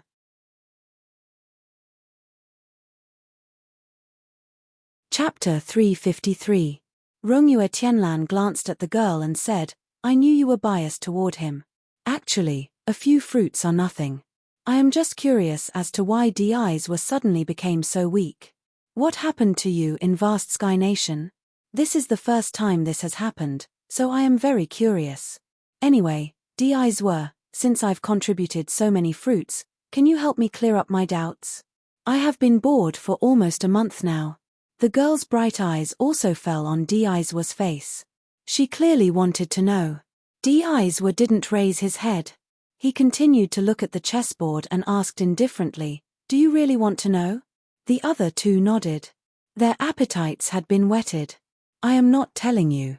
Di's was words extinguished their little flame of gossip. Bang! Di's were placed a white chess piece and decided the game. Rongyue Tianlan, you have lost again.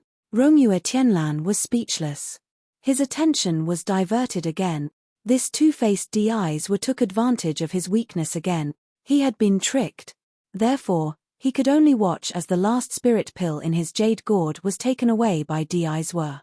Rongyue Tianlan closed his fan and said, "Come, let's play another game." This time, no matter what Di's were said, he wouldn't be distracted. Di's were waved his sleeve and the chessboard disappeared. He lazily stood up and said, "You lose 9 out of 10 games.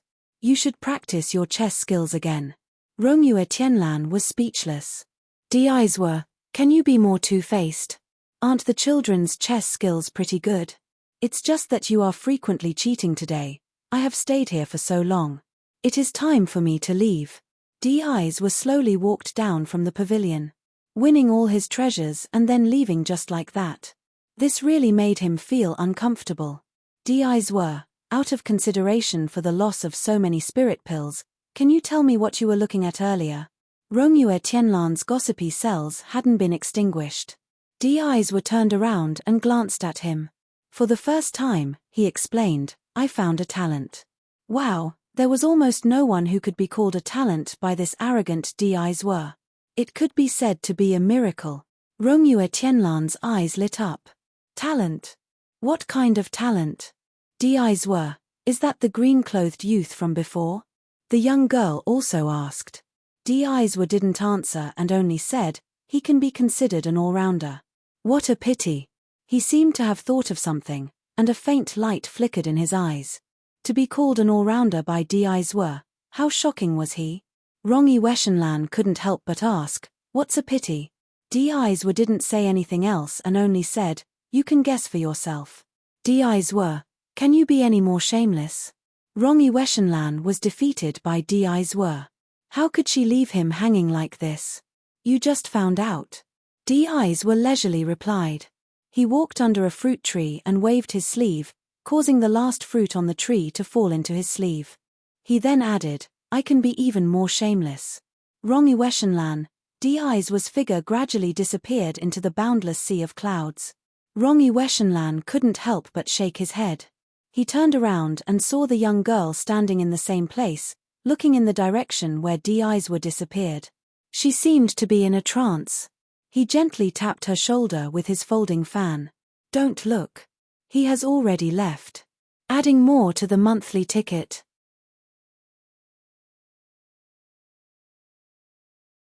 Chapter 354. A hint of sadness flashed across the girl's pretty face. She finally retracted her gaze and sighed softly. Rongyue Weshenlan glanced at her and couldn't help but shake her head. "Yunshi, since you like him, why don't you pursue him?" The girl's pretty face turned red. "I'm not. Don't talk nonsense." Rongyue Weshenlan waved her fan and chuckled. "You're not. Yunshi, you can't hide your thoughts from me. Every time he comes, you'll come. When he leaves, you'll leave soon, right?" The blush on Yunshi's face deepened. She bit her cherry lips and glared at Rongyue Tianlan. "It seems that you have misunderstood. Didn't I come here once when he didn't come?" "Yes." Rongyue Weshenlan's voice dragged out with a hint of teasing. "You did come once. We've known each other for 1,000 years and met up hundreds of times. You came to me alone once." Yunshi was speechless.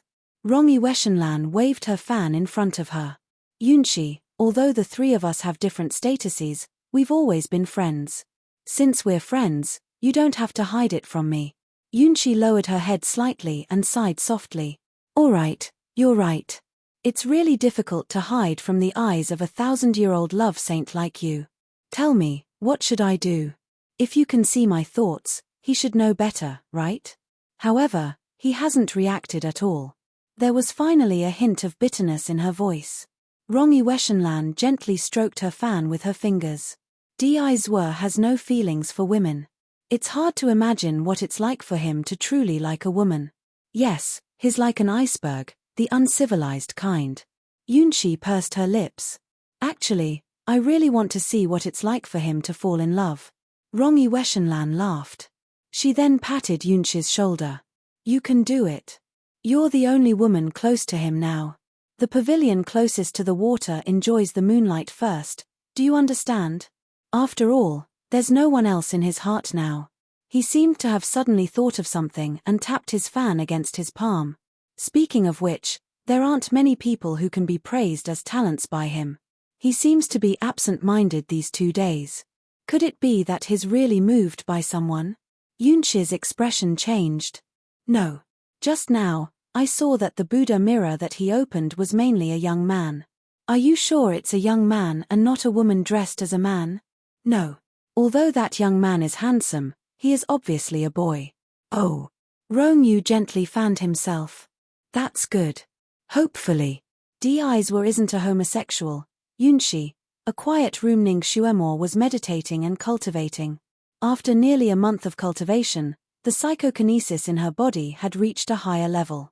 Once her psychokinesis reached a certain level, she would be able to look inside her body while cultivating. When her psychokinesis reached the 4th level of the human step, she would be able to see the spiritual root in her dantian in her mind, because Ning Xuemore's dantian was like a bottomless pit and had the strange ability to absorb psychokinesis. She had experimented with storing her psychokinesis in other acupuncture points after much difficulty. Now, when she was meditating, she was finally able to see the spiritual root that she had cultivated through her inner vision. In a vast expanse of whiteness, 2 small sections of the spiritual root were faintly discernible. One was red and the other was green. The red section was only the size of a fingernail and its color was faint, like a small cluster of flames that could be extinguished at any time. The green section was slightly bigger. It was as thick and as tall as a pinky finger and dark green in color. It was very pleasing to look at.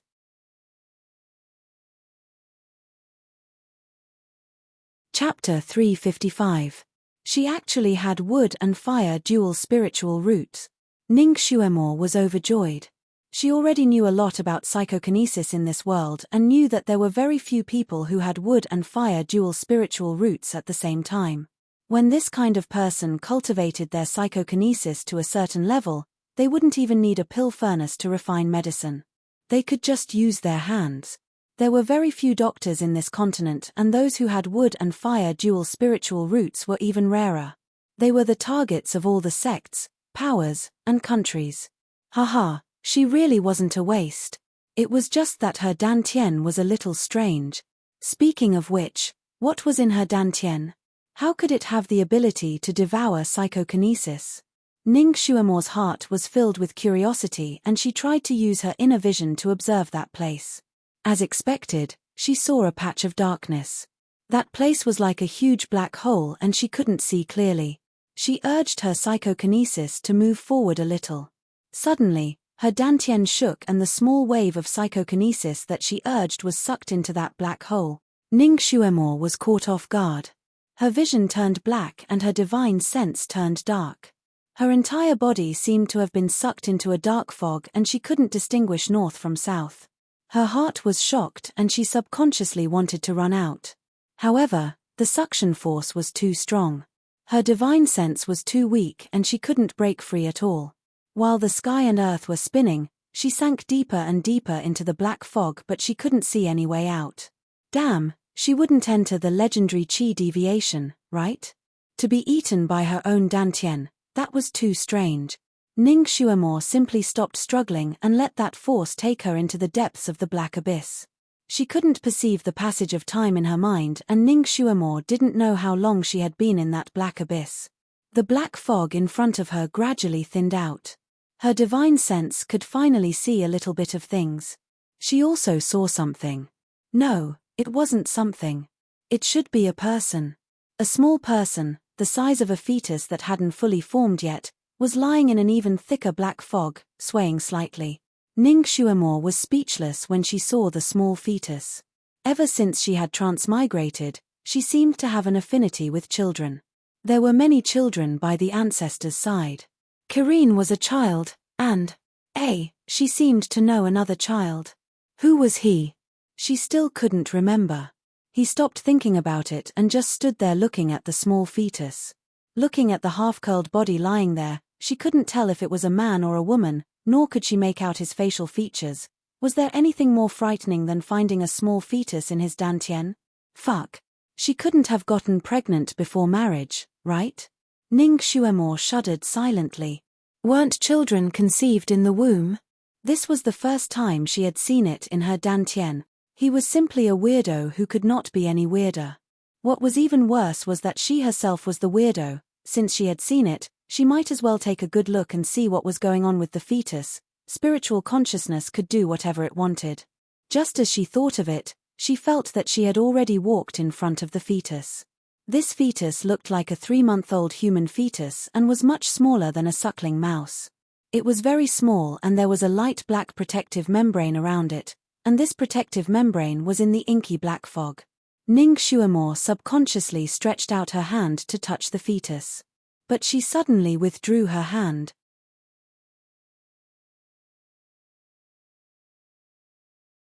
Chapter 356. So hot. The temperature was at least 60 to 70 degrees Celsius. How could a fetus be so hot in its mother's body? While she was still in a daze, she suddenly saw a small opening on the fetus's face that looked like a mouth. It seemed to be smiling. Ning Xuemore shivered. Just as she was about to retreat, she suddenly felt her body go numb. She staggered and her body fell towards the fetus. She felt that her palm had touched the fetus's body and was pressing on the fetus's open mouth. Then, she could only watch as her hand was completely sucked into the little mouth, followed by her forearm. The small mouth was burning hot, as if it was going to melt her consciousness. Ning Xuemore was shocked. She tried to struggle free with all her might, but she couldn't. In a moment of desperation, her body suddenly lit up. That little mouth that could swallow people suddenly trembled, and it hurriedly spat out her arm. Ning Xuemore took the opportunity to step back. She felt that her heart was about to jump out of her chest. What the fuck is this monster? 2 slits slowly appeared on the small monster's face where its eyes should be. Ning Xuemore clenched her fists tightly. She could feel a pair of sharp and cold eyes sweeping towards her through the slit. It seemed to be sizing her up. You are. A cold voice suddenly sounded in Ning Xuemore's consciousness. She could not tell the gender of the voice, but she could feel that the owner of the voice was powerful and ruthless. Who are you? Ning Xuemore blurted out. Me. Haha, you'll know sooner or later. The voice laughed with a touch of eeriness. Now, you can go out. Following the last sentence of the voice, Ning Xuemore's vision suddenly turned black. Her consciousness floated out of the dark abyss. Ping ping pang. The sound of metal clashing against metal woke Ning Xuemore from her stupor. She opened her eyes with sweat dripping down. She realized that she was still in the quiet room where she practiced martial arts. The sound of fighting outside could not be ignored. I don't mean any harm. I just want to see Miss Ning. A person's voice entered Ning Xuemore's ears. She's not someone you can meet just because you want to. Another cold voice sounded. It was Shi Ju's voice. He was now Ning Xuemore's personal bodyguard. Every time Ning Xuemore cultivated in the quiet room, he would protect her in the dark, ensuring that she would not be disturbed by anyone. Ning Xuemore wiped the cold sweat off her forehead and sighed. Shijue, let him in. I recognize him. The sounds of fighting finally stopped. A moment later, a man in black pushed open the door and entered. He cupped his hands towards Ning Xuemore and said, Miss Ning.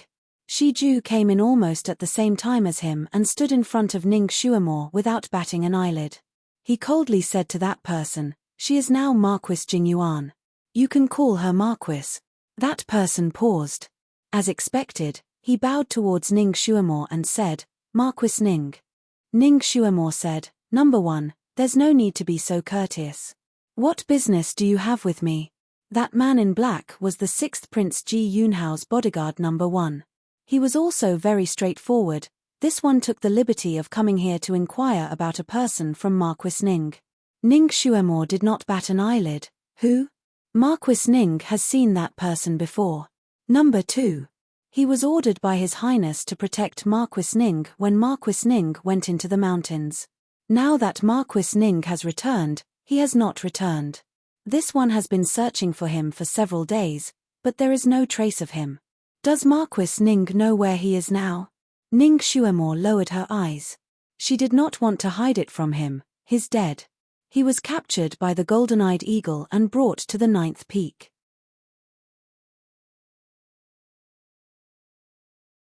Chapter 357.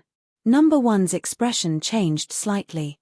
He had long suspected that number 2 had met with misfortune, but he still held on to a sliver of hope. Now that he had received confirmation from Ning Xuemore, his eyes darkened. Golden-eyed eagle? Why would the golden-eyed eagle capture him? Did you go to the 9th peak? You don't need to ask. Ning Xuemore didn't want to tell him about her fortuitous encounter. When she thought of number 2, her voice became gloomy. He's dead, it's true. I couldn't save him. Number 1's body swayed slightly, then he straightened up like a javelin. He cupped his hands towards Ning Xuemore. Thank you for telling me, Marquis Ning. This matter. I'll investigate it further. I also hope that Marquis Ning won't tell the 6th prince that I came to disturb you. He turned to leave. So he came without telling Ji Yunhao.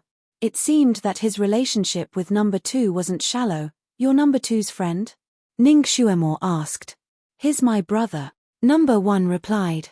His gaze suddenly fell on Shiju, who was standing at the side. Marquis Ning, can you tell me who he is? Who I am has nothing to do with you, Shiju replied coldly. Number 1's eyes darkened and he looked at him again. You actually look like my brother. It's just that, he's not as young as you. Shiju's voice was even colder. There are many people who look alike in this world.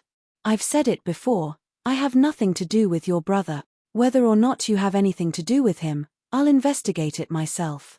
Number 1 threw down this sentence, then turned and flew away. It turned out that even though number 2 didn't have any family, he had brothers who had been through life and death, just like her and her brothers back then.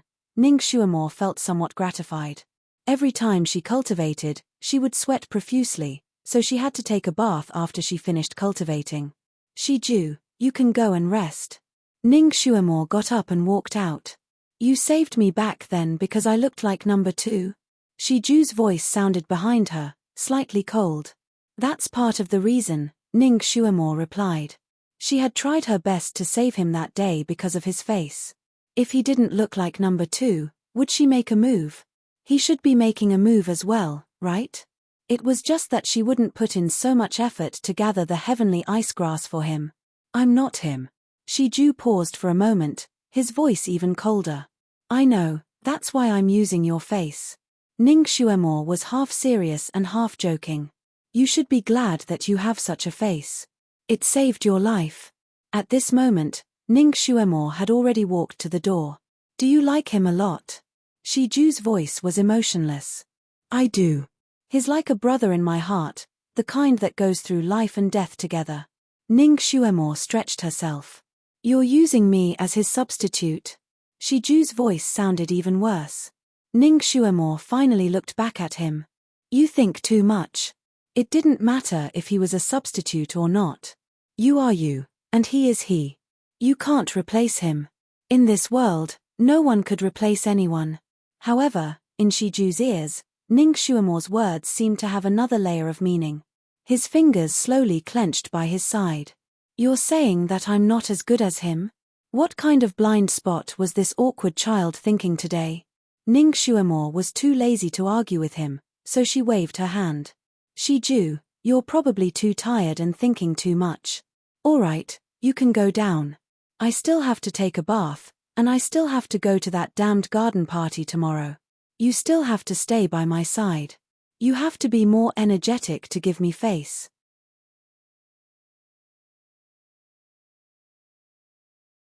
Chapter 358. Get someone else to accompany you. It's best if it's that number 2.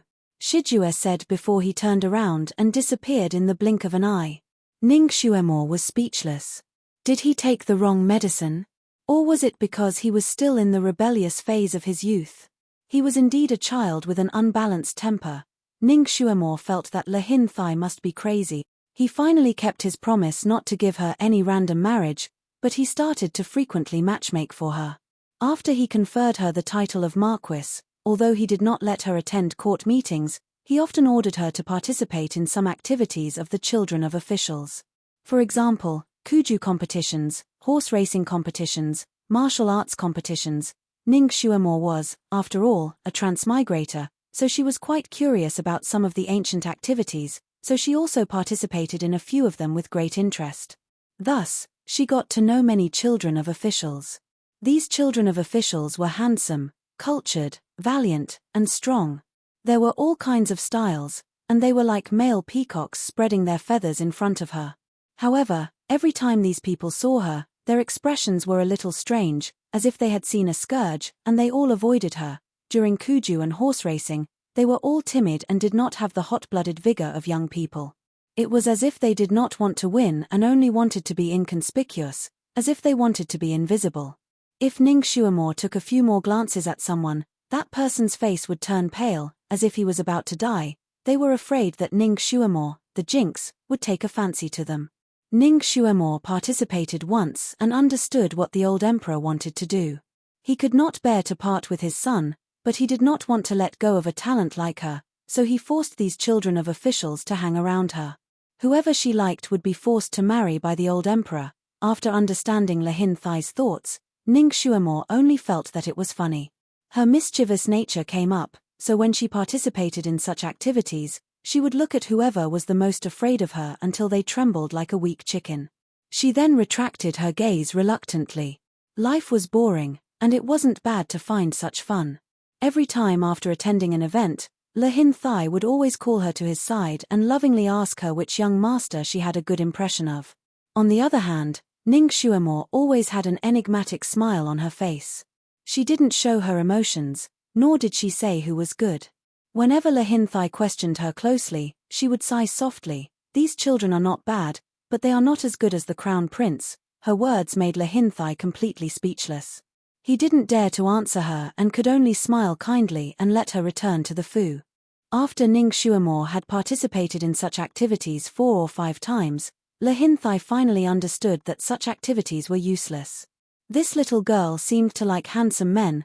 Then it occurred to him to organize a literary society, a garden party. He ordered all unmarried children of 7th ranked and above officials to attend. Those who were already married could also attend. If Ning Xuemore was the only one in a group of young men, it wouldn't be appropriate. Thus, the young ladies of the officials were also ordered to attend. When the time came, Lehin Thai would also be there to liven things up.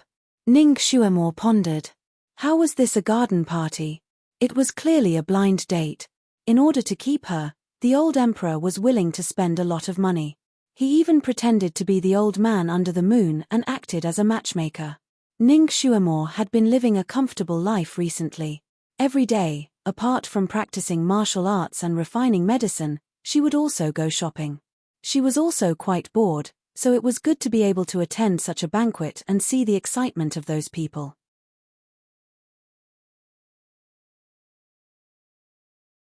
Chapter 359. Therefore, she didn't refuse and always gladly went when she received the old emperor's imperial edict. When the sun set, Ning Xuemore dressed herself up beautifully and sat in the sedan chair that was specially prepared for Marquis Jingyuan. Before she left, she glanced into the residence. Shijue, who had always been by her side, didn't appear until now. Did she drive him away in anger?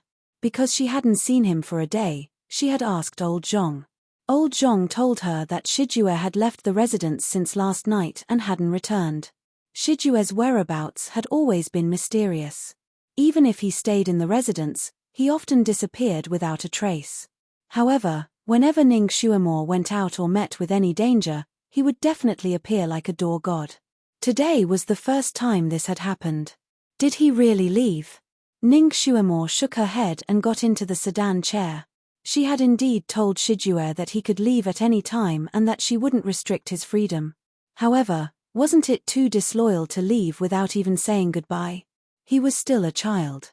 Kirin, on the other hand, was not separated from her at all times and was lying beside her at this moment. Its heart had long been hooked by the delicious food that might appear at the banquet.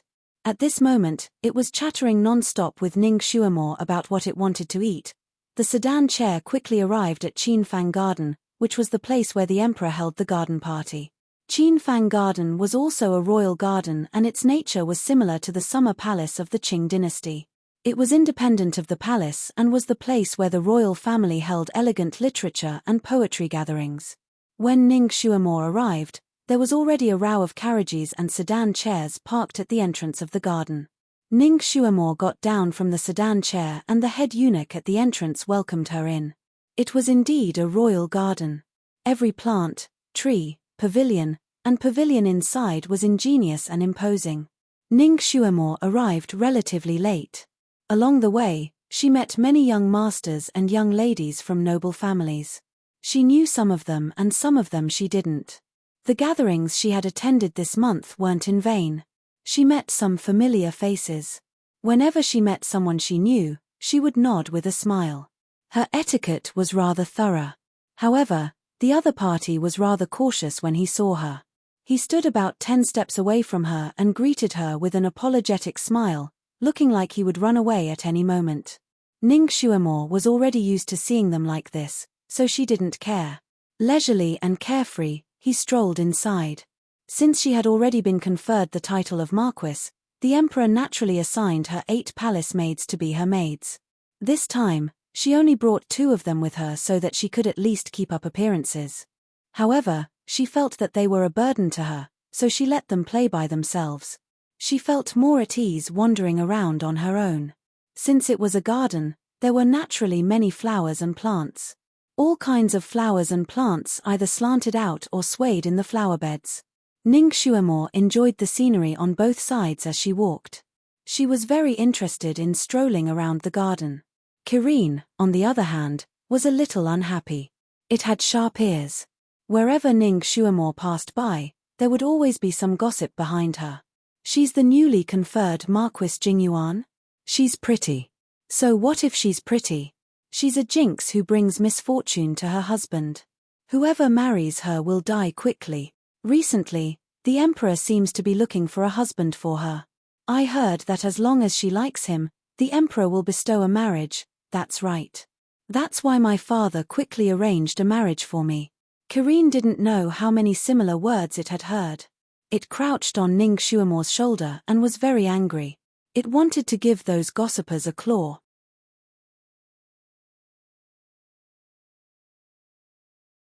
Chapter 360. They didn't know what was good for them and avoided its master like the plague. Its little master looked down on them. Master, when Kirin grows up in the future, I will marry you as the Kirin queen and let these stupid humans go to hell. Little Apple was indignant. Ning Xuemore was sniffing a flower with her head lowered. When she heard its words, she laughed and patted its head. Let's talk about it when you grow up. Queen was the one who was chased out of the Kirin Holy Land, the Kirin prince. This Kirin grew for 2,000 years and only grew to the size of a 7 or 8-year-old boy. When it became an adult, she would have reincarnated many times. Because it was autumn, the most blooming flowers in the garden were yellow, red, white, purple, and even green. There was a patch in the east and a cluster in the west, competing with each other in beauty and fragrance.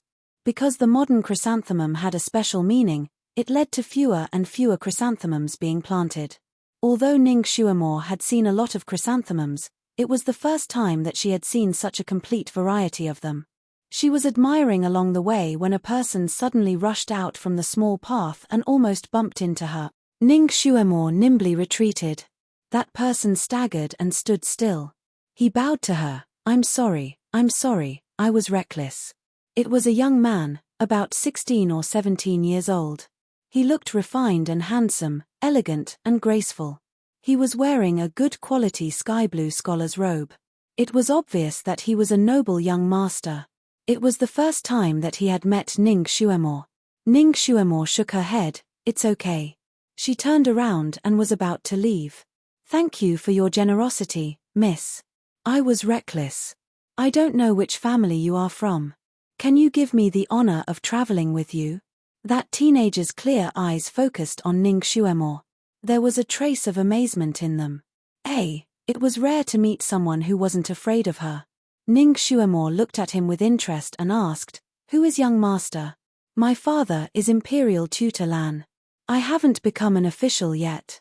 That teenager smiled. How is the Supreme Court official Lan Yufeng related to you? He is my elder brother. It turned out that the young miss had also heard of his brother's name. My name is Lan Liushao, and my courtesy name is Yayan. Miss, you can call me by my courtesy name. Ning Xuemore nodded. Good name. She walked forward. Lan Liushao was stunned for a moment before he steeled his heart and followed her. May I know your name, miss? Lan Yufeng, such a strict official, actually had such a romantic and young younger brother. Just as Ning Xuemore was about to say her name to scare him, a voice suddenly sounded not far away. Yayan, this young lady is now a popular figure. She is the newly conferred Marquis Jing Yuan, Miss Ning Xuemore. The voice was crisp and clear. It was a young girl. Lan Liushao was stunned. He couldn't help but take a step back. Ning Xuemore turned around and looked in the direction of the sound. There was a pavilion there, and there were 3 men and 4 women standing in the pavilion. They were all dressed rather extravagantly.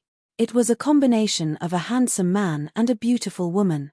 The person who spoke was a young girl with a long face. She had met Ning Xuemore once before. She seemed to be a marquis' daughter. As for the few people beside her, some of them looked familiar, while some of them were completely unfamiliar. At this moment, 7 pairs of eyes were looking in their direction. It was obvious that they wanted to watch a good show. Lan Liushao's handsome face was slightly red. After taking 2 steps back, he bowed to Ning Xuemore in a panic. So it is Marquis Ning. I have been presumptuous just now. He escaped in a hurry and ran to the pavilion. Brother Huang, Brother Meng. He greeted those people one by one.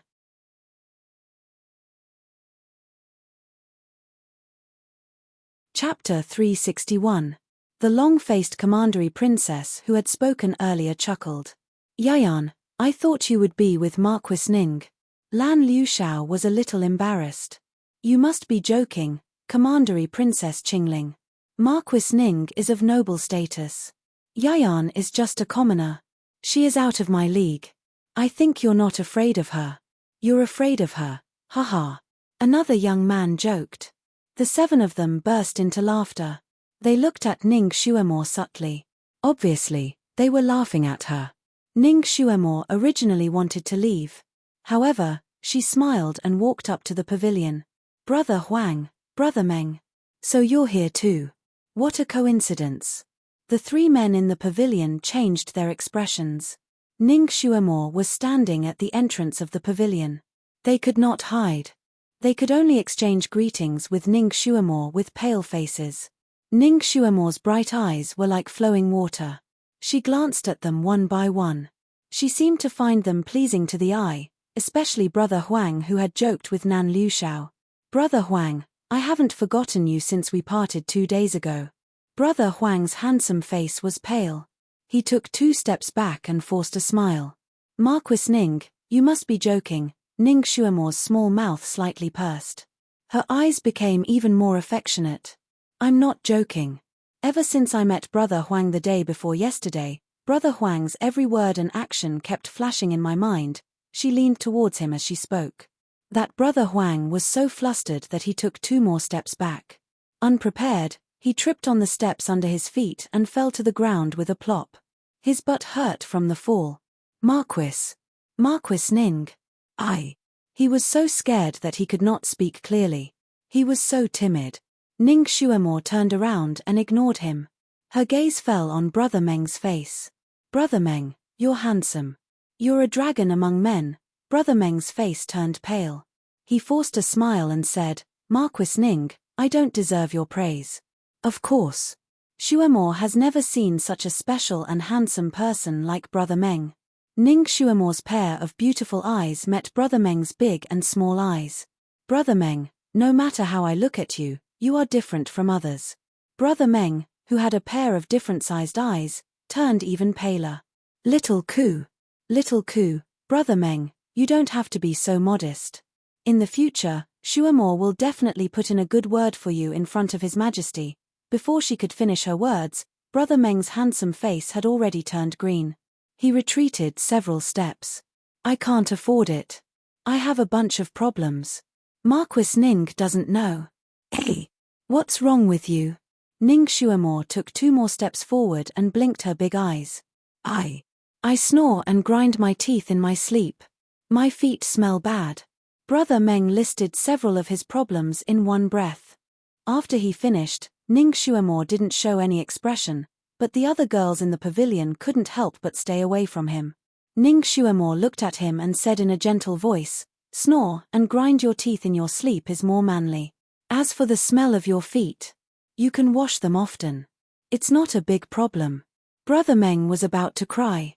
He made up his mind and said, I also have a bad habit of farting. This time, not only the other girls retreated, but also the other young masters. Ning Xuemor sighed softly.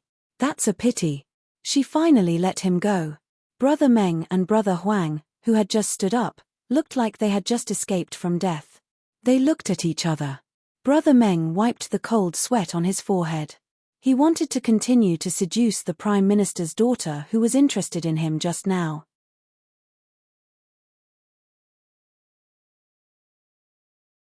Chapter 362. Unexpectedly, when the lady saw him approaching, she immediately turned around and left. Everyone, please go ahead. I'll go out and take a look. Brother Meng did not give up and wanted to follow. Miss Lan, I'll accompany you. No need, young Master Meng, please go ahead. Miss Lan quickly walked away as if she was avoiding the plague. Brother Meng was speechless. His ailments are false. He wanted to defend himself, but when he turned around and saw Ning Xuemor's smiling eyes, he swallowed his words back into his stomach. Ning Xuemor's gaze turned back to Lan Liushao. She wanted to let him go for Lan Yufeng's sake, but his gloating expression just now made her unhappy. Yayan, you said you'd accompany me for a walk? I suddenly felt pain in my leg. Lan Liushao suddenly took a step back and sat on the stone bench in the pavilion. Pain in your leg? Don't tell me you sprained it. Come, let me take a look. Ning Xuemor also sat on the stone bench. Lan Liushao almost fell over on the stone bench. No need, no need. He looked up and suddenly saw something. He shouted, Your Highness. Ning Xuemor was stunned. She followed Lan Liushao's gaze and her body suddenly stiffened. Ji Yunhuang was indeed standing not far from the pavilion. A month had passed and his injuries were almost healed. Other than his pale face, there was not much of a sickly look on his face. Seeing him, Ning Xuemor didn't feel surprised. What made her surprised was that there were 2 people standing next to the Crown Prince. One was Lan Yufeng, and the other was the person Ning Xuemor did not want to see again even if she was beaten to death, Han Shanyu. The 3 of them were the real giants among men. When they stood together, even the moon in the sky seemed to have lost its radiance. While Ning Xuemor was still in a daze, the other men and women in the pavilion had already rushed out. Greetings to His Highness the Crown Prince could be heard everywhere. Although these people were paying their respects to Ji Yunhuang, their eyes were all attracted by Han Shanyu. They were all secretly guessing the identity of this handsome and cold young master. Ji Yunhuang nodded his head slightly, indicating for everyone to stand up. However, his gaze landed on Ning Xuemor. There was a hint of disapproval in his eyes. Obviously, the scene of Ning Xuemor flirting with the handsome guys just now fell into his eyes. Ning Xuemor cupped her hands in greeting. Your Highness, I trust you have been well since we last met. Your complexion looks much better. This is all thanks to you. Ji Yunhuang sighed. Have you been well these days? After visiting Ning Xuemor that time, he was grounded by Lehin Thai. He was not allowed to leave the Crown Prince's mansion on the grounds that he had to recuperate. Naturally, he could not go to Marquis Ning's mansion again. Very well. Ning Xuemore smiled and answered straightforwardly. How is your highness' injury? Has it fully recovered? Ning Xuemore reached out her hand to check Ji Yunhuang's pulse. Ji Yunhuang's eyes moved slightly, but he did not dodge. Ning Xuemore's fingers touched his pulse. She paused for a moment and smiled. Your highness has recovered very well. It was even better than what she had expected.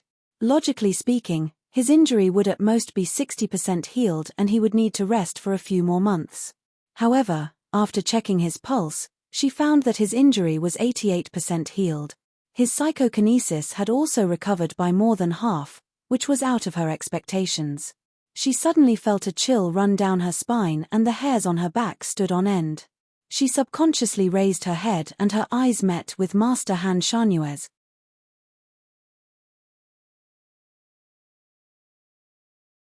Chapter 363. Great Master Han Shanue's eyes were calm, but it made Ning Xuemore secretly shiver. She subconsciously let go of Ji Yunhuang's wrist. This is all thanks to Xuemore, your medical skills are brilliant. I will never forget your kindness in saving my life. However, for me to be able to recover so quickly, it is also thanks to Great Master Han Shanue's miraculous medicine. Ji Yunhuang sighed and introduced him to the others. This is Great Master Han Shanyu. The people present had naturally heard of Han Shanue's name. Because he was too mysterious, there were very few people who had seen his real face. Now that they heard that he was the famous Great Master, they naturally went up to greet him. Strangely enough, although Great Master Han Shanyu had been standing there quietly, and the lanterns hanging around him were bright enough, they did not seem to shine on his face. Everyone looked at him as if there was a layer of fog behind him, and they could not see his face clearly. They could only faintly feel that he was extremely beautiful, so beautiful that he did not have the slightest bit of mortal aura.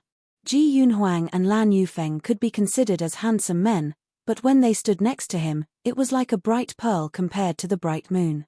His expression seemed to be indifferent. When everyone greeted him, he did not open his mouth and only nodded slightly, which was considered as a response. Ning Xuemore did not want to exchange greetings with him.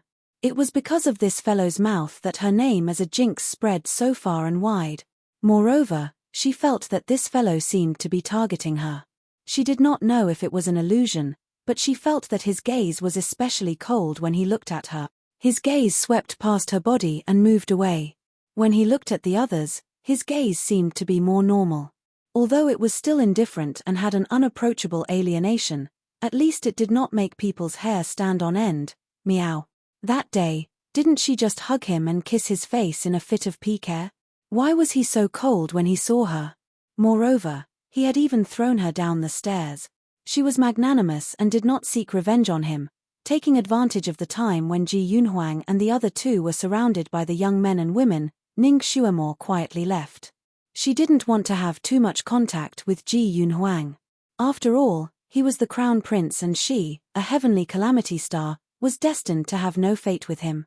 Furthermore, she didn't even have the slightest bit of thoughts towards him, so there was no need for her to be involved with him. As she walked forward quickly, the hairs on her back stood on end, as if that person was staring at her again. She subconsciously turned around to take a look. Because there was an endless stream of people coming, it was only natural that these people would go and greet Ji Yunhuang. In just a short while, the three of them were surrounded by 3 layers of people. She couldn't even see their shadows. It seemed that he had been oversensitive. Ning Xuemore shook her head and strode away to wander around. She wandered around and unknowingly wandered to a spacious area with sparse flowers and trees. A large lake appeared in front of her eyes. The lakeside was paved with large and small snow-white pebbles. Occasionally, there would be clusters of wild flowers swaying gently in the breeze. A round moon had just risen in the sky, and its reflection in the lake sparkled like a pool of silver fragments. This place was relatively remote, and the nearest lantern was a few dozen meters away. The surroundings were only illuminated by the moonlight. On the contrary, the scenery was even more beautiful. Ning Xuemore stood by the lakeside and admired the scenery.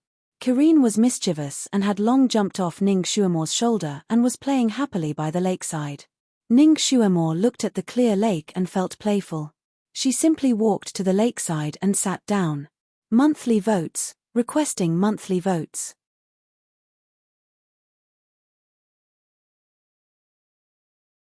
Chapter 364.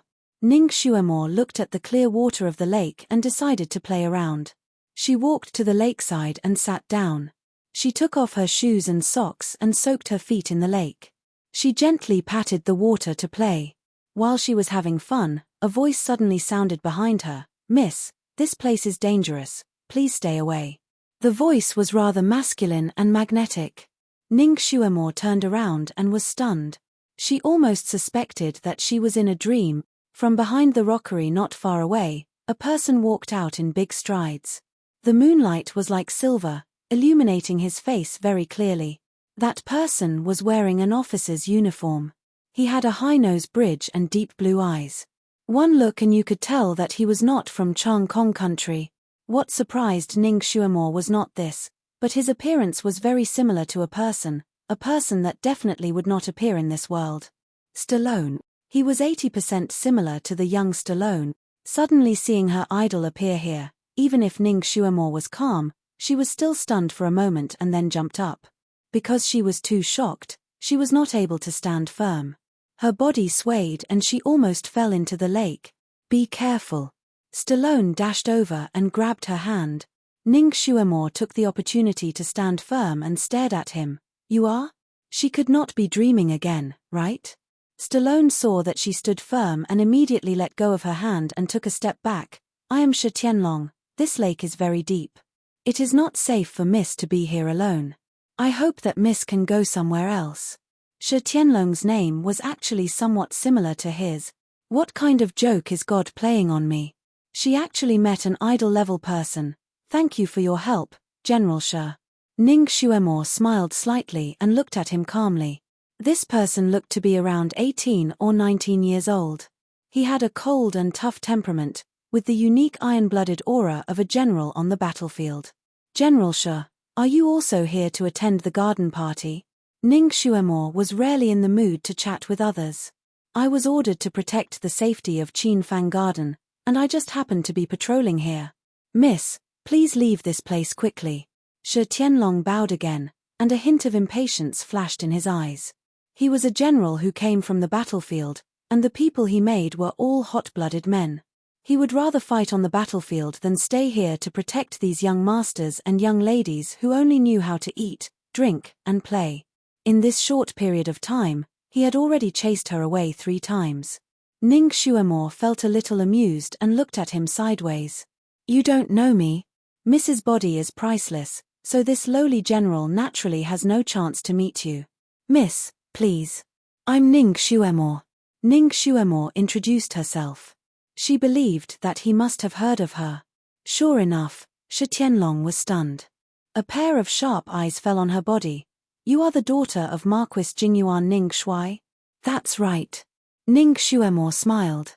"She's also known as the Heavenly Calamity Lonely Star. You should have heard of her, right?"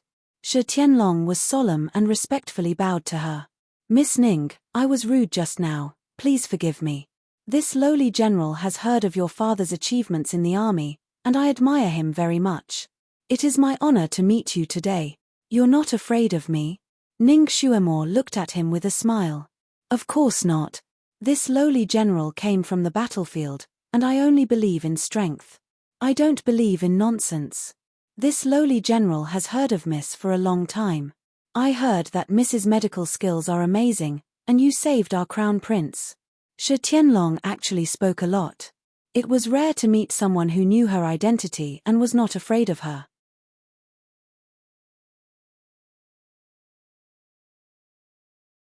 Chapter 365.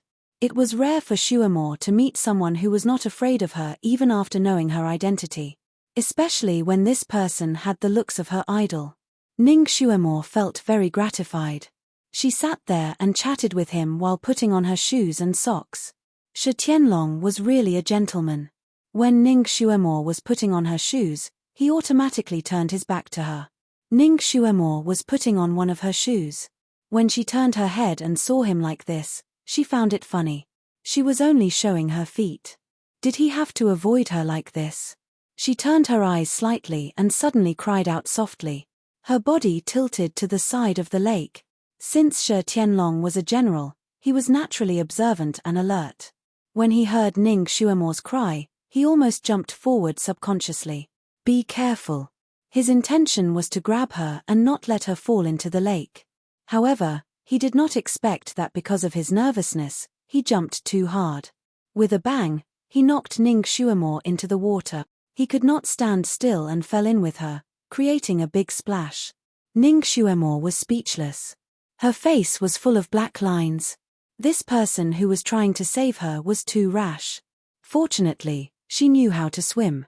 Otherwise, she would not have to fill her stomach with lake water. However, it was already autumn and the lake water was quite cold. Ning Xuemo did not want to stay in the lake for long. She quickly popped her head out and wanted to swim to the shore. Miss Ning, don't be afraid. I'll save you. Shi Tianlong finally popped his head out and swam towards Ning Xuemo. His swimming skills were not bad. Although he was not as good as Ning Xuemo, he was quite pleasing to the eye. Should she wait for him to save the damsel in distress? He was a little further away from her. It would take him 2 to 3 minutes to reach her. She still had to soak in the cold lake water for a while longer. However, if she swam to the shore, she would lose her only chance to be close to her idol. This was the first time Ning Xuemo was troubled by such a problem. After thinking for a while, she decided to wait for him to save her. Although the water was a little cold, she would take it as a bath for a few more minutes. She deliberately struggled on the surface of the water, her hands scratching wildly. Help, help. She really looked like a drowning person who couldn't swim at all. Seeing her like this, Shi Tianlong swam even faster. As the sound of water gradually approached, Ning Xuemo finally saw her idol's face. She pretended to accidentally reach out to grab his hand. Hehe, she had finally touched her idol's hand. Just as she had imagined, his palm was strong and firm, with rough calluses on his palm. Unfortunately, it was not the familiar calluses of a spear. She only wanted to get close to her idol, but she had forgotten the rules of saving people in the water. The biggest taboo for rescuers was to hold the hand of someone who had fallen into the water. Otherwise, 9 out of 10 people would be dragged into the water. Shi Tianlong clearly understood this principle. Just as Ning Xuemo's small hand touched his large hand, he flung it away. Miss Ning, I'm sorry. He slammed his palm towards the back of Ning Xuemo's head. It was best to save her if she fainted. Ning Xuemo's instinct was to save herself when she was in danger. When she suddenly saw his palm coming towards her, her body reacted faster than her brain. She nimbly dodged to the side and waved her hand, aiming for his vitals. Shi Tianlong's movements in the water were obviously not as good as hers. He did not expect her to counterattack and was stunned for a moment. Ning Xuemo's finger was about to hit his carotid artery. Although it was not a fatal spot, if she hit it, Shi Tianlong would be bedridden for a few days even if he did not die. Fortunately, Ning Xuemo reacted in time. Damn, she was not trying to kill her idol.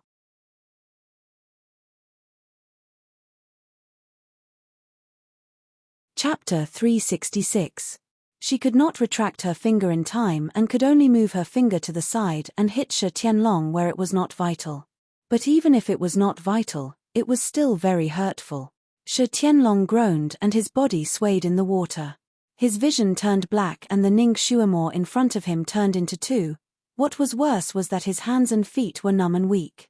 Not to mention saving people, he could not support himself in the water and slowly sank into the water. Was her ability so high now? She could actually make Shi Tianlong into this state with just a finger. Damn, this was not the effect she wanted. Ning Xuemo's face was full of black lines. Now the other party could not be the hero saving the beauty. Only the beauty could save the hero. Otherwise, this hero would drown in the lake. She swam forward and reached out her hand to catch him. If she wanted to save him, then so be it. At least she could get closer to him. Her fingers had just touched Shi Tianlong's arm and before she could use any strength, she suddenly felt her back turn cold and her waist turn numb. As if she was hit by something, she lost all her strength in a split second. What happened? Ning Xuemo was shocked. If 2 people who fell into the water did not have any strength, then it would really be fatal. Before she could do anything else, she suddenly heard the sound of water splashing. Shi Tianlong, who was right in front of her, actually rose into the air from the water, as if he was lifted by someone out of thin air. Ning Xuemore watched as Shi Tianlong's body seemed to be pulled by something and flew towards the shore like a whirlwind. She seemed to have realized something and desperately turned her head to look at the shore. Under the moonlight, there was a person standing by the shore. His black hair was like a waterfall and his robe fluttered in the wind. Because the distance was too far, Ning Xuemore could not see his face clearly. She could not even see the color of his robe. But Ning Xuemore immediately recognized that person's identity. Han Shanyu. She did not know why there was an extra enemy. At this moment, his sleeves fluttered and Shi Tianlong's body followed his hand gesture and then fell onto the shore. Luckily, his skin was thick and this fall was like a drizzle to him. It was nothing. He rolled on the shore of the lake and struggled to get up. He hurriedly bowed to Han Shanyu. "Thank you, Mr." He had met Han Shanyu before, so he recognized him. Han Shanyue's gaze landed on him and his pupils constricted.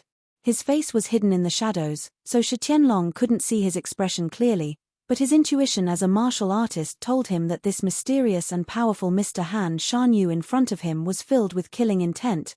It caused him to shiver. Although he didn't know where this killing intent came from, he was still very concerned about another matter.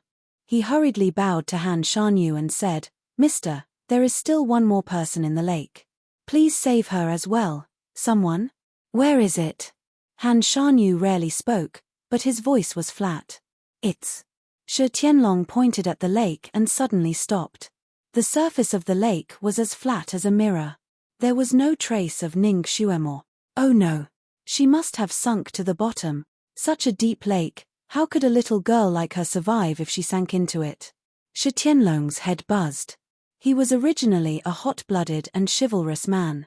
Moreover, the person who fell into the water was the daughter of Marshal Ning, whom he admired the most. He wanted to jump into the water again without saying anything. She sank to the bottom. "I will go and get her out. Are you sure you can still go into the water?" Han Shanyue's voice was as cold as the moon.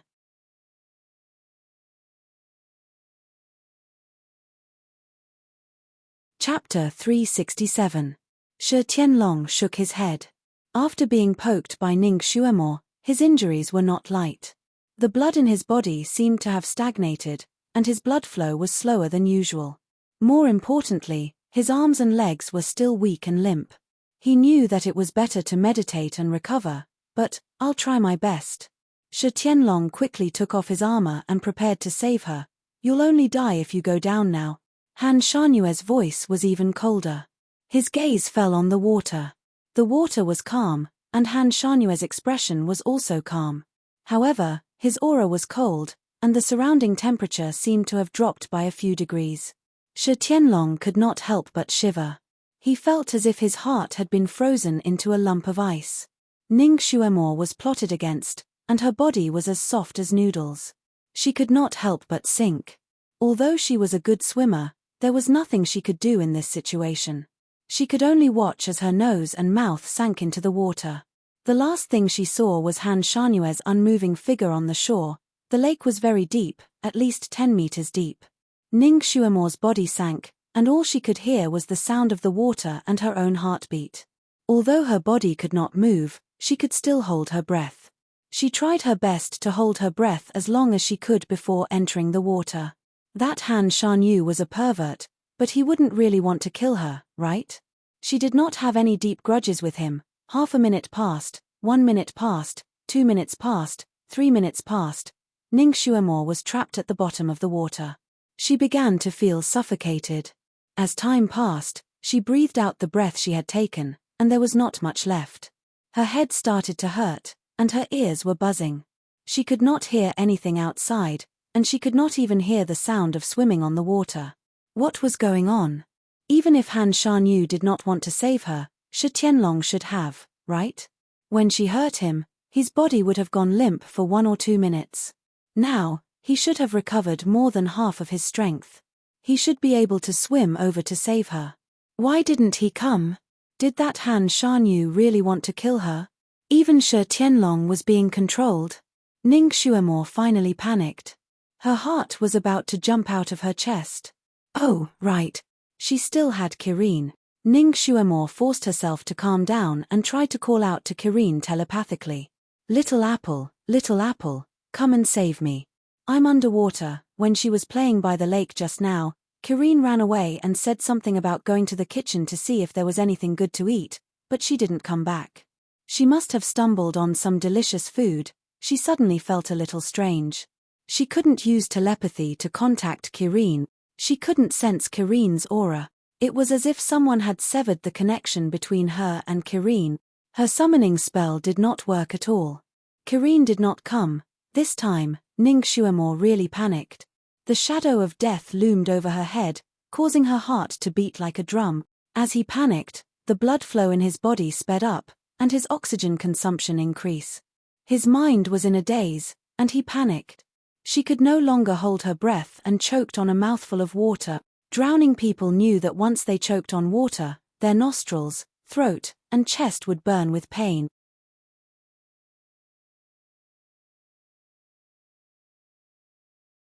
Chapter 368. The dizziness in her head intensified, and the veins behind her ears throbbed as if they were about to burst at any moment. After choking on the first mouthful of water, she could no longer control herself and choked on a few more mouthfuls of water. Before she completely fell into darkness, Ning Shuemore's heart flashed with sadness. She had braved through so many disasters, but she never thought that she would die in such an inconspicuous lake today. Han Shanyu. She was definitely going to be his enemy. If she survived this disaster, she would definitely take revenge and drown that bastard 800 times. On the shore, Han Shanyu was still standing there. Shi Tianlong was sitting beside him with his eyes slightly closed, as if he was meditating. But his eyelids kept twitching. Obviously he was not willing to meditate. But it was as if he was in a nightmare, unable to open his eyes. On the surface of the lake, where Ning Shuemore had sunk, there were circles of ripples, and there were traces of blood in the center of the ripples. It was obvious that the person who had been drowned had already vomited blood. Han Shanyu looked at the spot, his fingertips moving slightly, as if he wanted to do something, but he stopped himself. After a while, there were no more ripples on the surface of the lake. It was obvious that the person under the water had either been choked to death or had fainted, and was completely motionless. He then made his move, gently lifting his sleeve, and a white light entered the water. After a while, there was a splash, and Ning Shuemore's body was pulled out by the white light, hanging there. Han Shanyue's fingers moved again, and the white light wrapped around Ning Shuemore and flew towards the shore. He raised his arm and hugged her in his arms.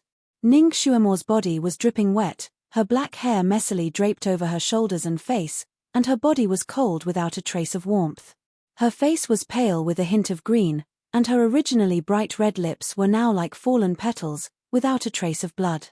She was in a sorry state. The moment Han Shanyu hugged her in his arms froze. She was not breathing. He had used too much force, and had drowned her. His arms tightened, and he hugged her even tighter, and was about to do something. Not far away, there was the sound of messy footsteps, followed by a voice calling out, "Mr. Han Shanyu, what are you doing?" The person who had come was Ji Yunhuang, and behind him were a few young nobles. When Ji Yunhuang saw everything clearly, he suddenly stopped in his tracks. He could not believe his eyes. Master Han Shanyu, who was cold and noble and did not allow anyone to get close to him, was now half squatting on the ground, hugging a wet young girl in his arms. Under their feet, there was already a small puddle of water. From Ji Yunhuang's angle, he could see half of the girl's pale face. Shuemore. Ji Yunhuang strode over. Did she fall into the water? How is it now? Han Shanyu did not turn his head. He merely waved his sleeves, and Ji Yunhuang and the rest seemed to be bound by something, unable to take another step forward. Ji Yunhuang was stunned. Naturally, he knew that it was Mr. Han Shanyue's doing. On one hand, he was somewhat shocked by the mysterious martial arts of this gentleman. On the other hand, he hurriedly asked, "Sir, how is she? It would be better for me to find an imperial physician for her." Ning Shuemore's situation did not look good, and he was really anxious. "Shut up." Han Shanyu finally spat out 2 words. An invisible pressure burst out from his body, causing the hearts of Ji Yunhuang and the rest who were a few steps away to jump a few times, and they all kept quiet out of fear. Ji Yunhuang did not dare to speak again, and could only look at them in fear.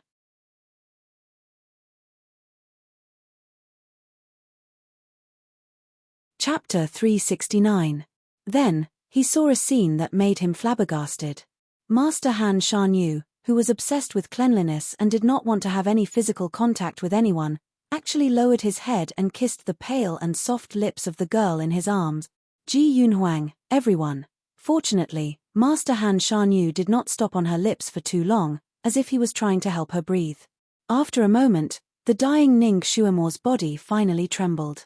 Her fingertips also trembled. Han Shanyu immediately flipped her body over so that she was lying on his lap. He pressed his palm against her back and exerted some force. Ning Xuemo groaned in pain and began to vomit water. All right. Ji Yunhuang finally heaved a sigh of relief. He looked at Han Shanyue's back with a complicated expression. He did not expect this master to be so professional in saving people. Ning Xuemo's life was saved. Knowing that Ning Xuemo was fine, he was slightly relieved. His gaze fell on Shi Tianlong, who was meditating not far away. He recognized this general. He frowned slightly. Shi Tianlong, what is going on here? Why is he here? And he is shirtless. Shi Tianlong's expression was still a little dazed. He paused for a moment and came forward to greet the Crown Prince. I was patrolling here when I saw Miss Ning playing in the water. I wanted to persuade her to leave, but I did not expect that in a moment of carelessness, I would knock her into the water. I also fell into the water. I wanted to swim over to save Miss Ning, but I did not expect that my hands and feet would suddenly cramp in the water. I was unable to save Miss Ning and almost drowned. Fortunately, Master Han saved me. He paused again. Perhaps it was because his brain was flooded with water that he was somewhat confused. After that, this master saved Miss Ning. He felt that there was something missing, but he could not recall what it was. However, his words were connected and there were no flaws. Everyone present believed him. Shi Tianlong was an upright and hot-blooded person. Ji Yunhuang knew his character very well and nodded slightly. The youths behind him looked at each other, and one of them blurted out, "This Miss Ning is really a jinx." General Shi only interacted with her for a short while, and he almost drowned because of her. Before he could finish his sentence, he was silenced by Ji Yunhuang's cold glare. He knew that he had made a slip of the tongue, so he forced a smile and took a step back. He saluted, "Your Highness, this subject has some urgent matters to attend to, so I will leave first." He took his leave. The others also found excuses and left one after another. At this moment, Shi Tianlong's body was dripping wet and his upper body was naked. He was wearing a pair of baggy pants that were sticking to his body. He looked rather pathetic. It was indecent for him to be here, so the Crown Prince waved his hand and dismissed Shi Tianlong. Ning Xuemo's consciousness was forcefully pulled out of the darkness. When she regained her consciousness, she felt as if 1,000 bees had drilled into her brain. Not only was the buzzing unbearable, but it was also painful, as if she was being pricked by needles. Her throat and nose were burning, and there was not a single joint in her body that did not hurt. It was as if she had been beaten up. She felt extremely uncomfortable, and her body could not help but move. A hand pressed down on her back. "Don't move." The voice was magnetic and cold like a spring. This voice, Ning Xuemo suddenly opened her eyes wide. In front of her was a face that was as handsome as a painting. "You're tuning in to the Dreamy Chapters YouTube channel. We're so grateful for your support, and don't forget to subscribe to join us on this incredible journey through captivating stories. Your generosity through donations truly makes a world of difference, as it's the primary source of revenue that allows me to expand and enhance this channel for you. Thank you from the bottom of my heart for being a part of this adventure.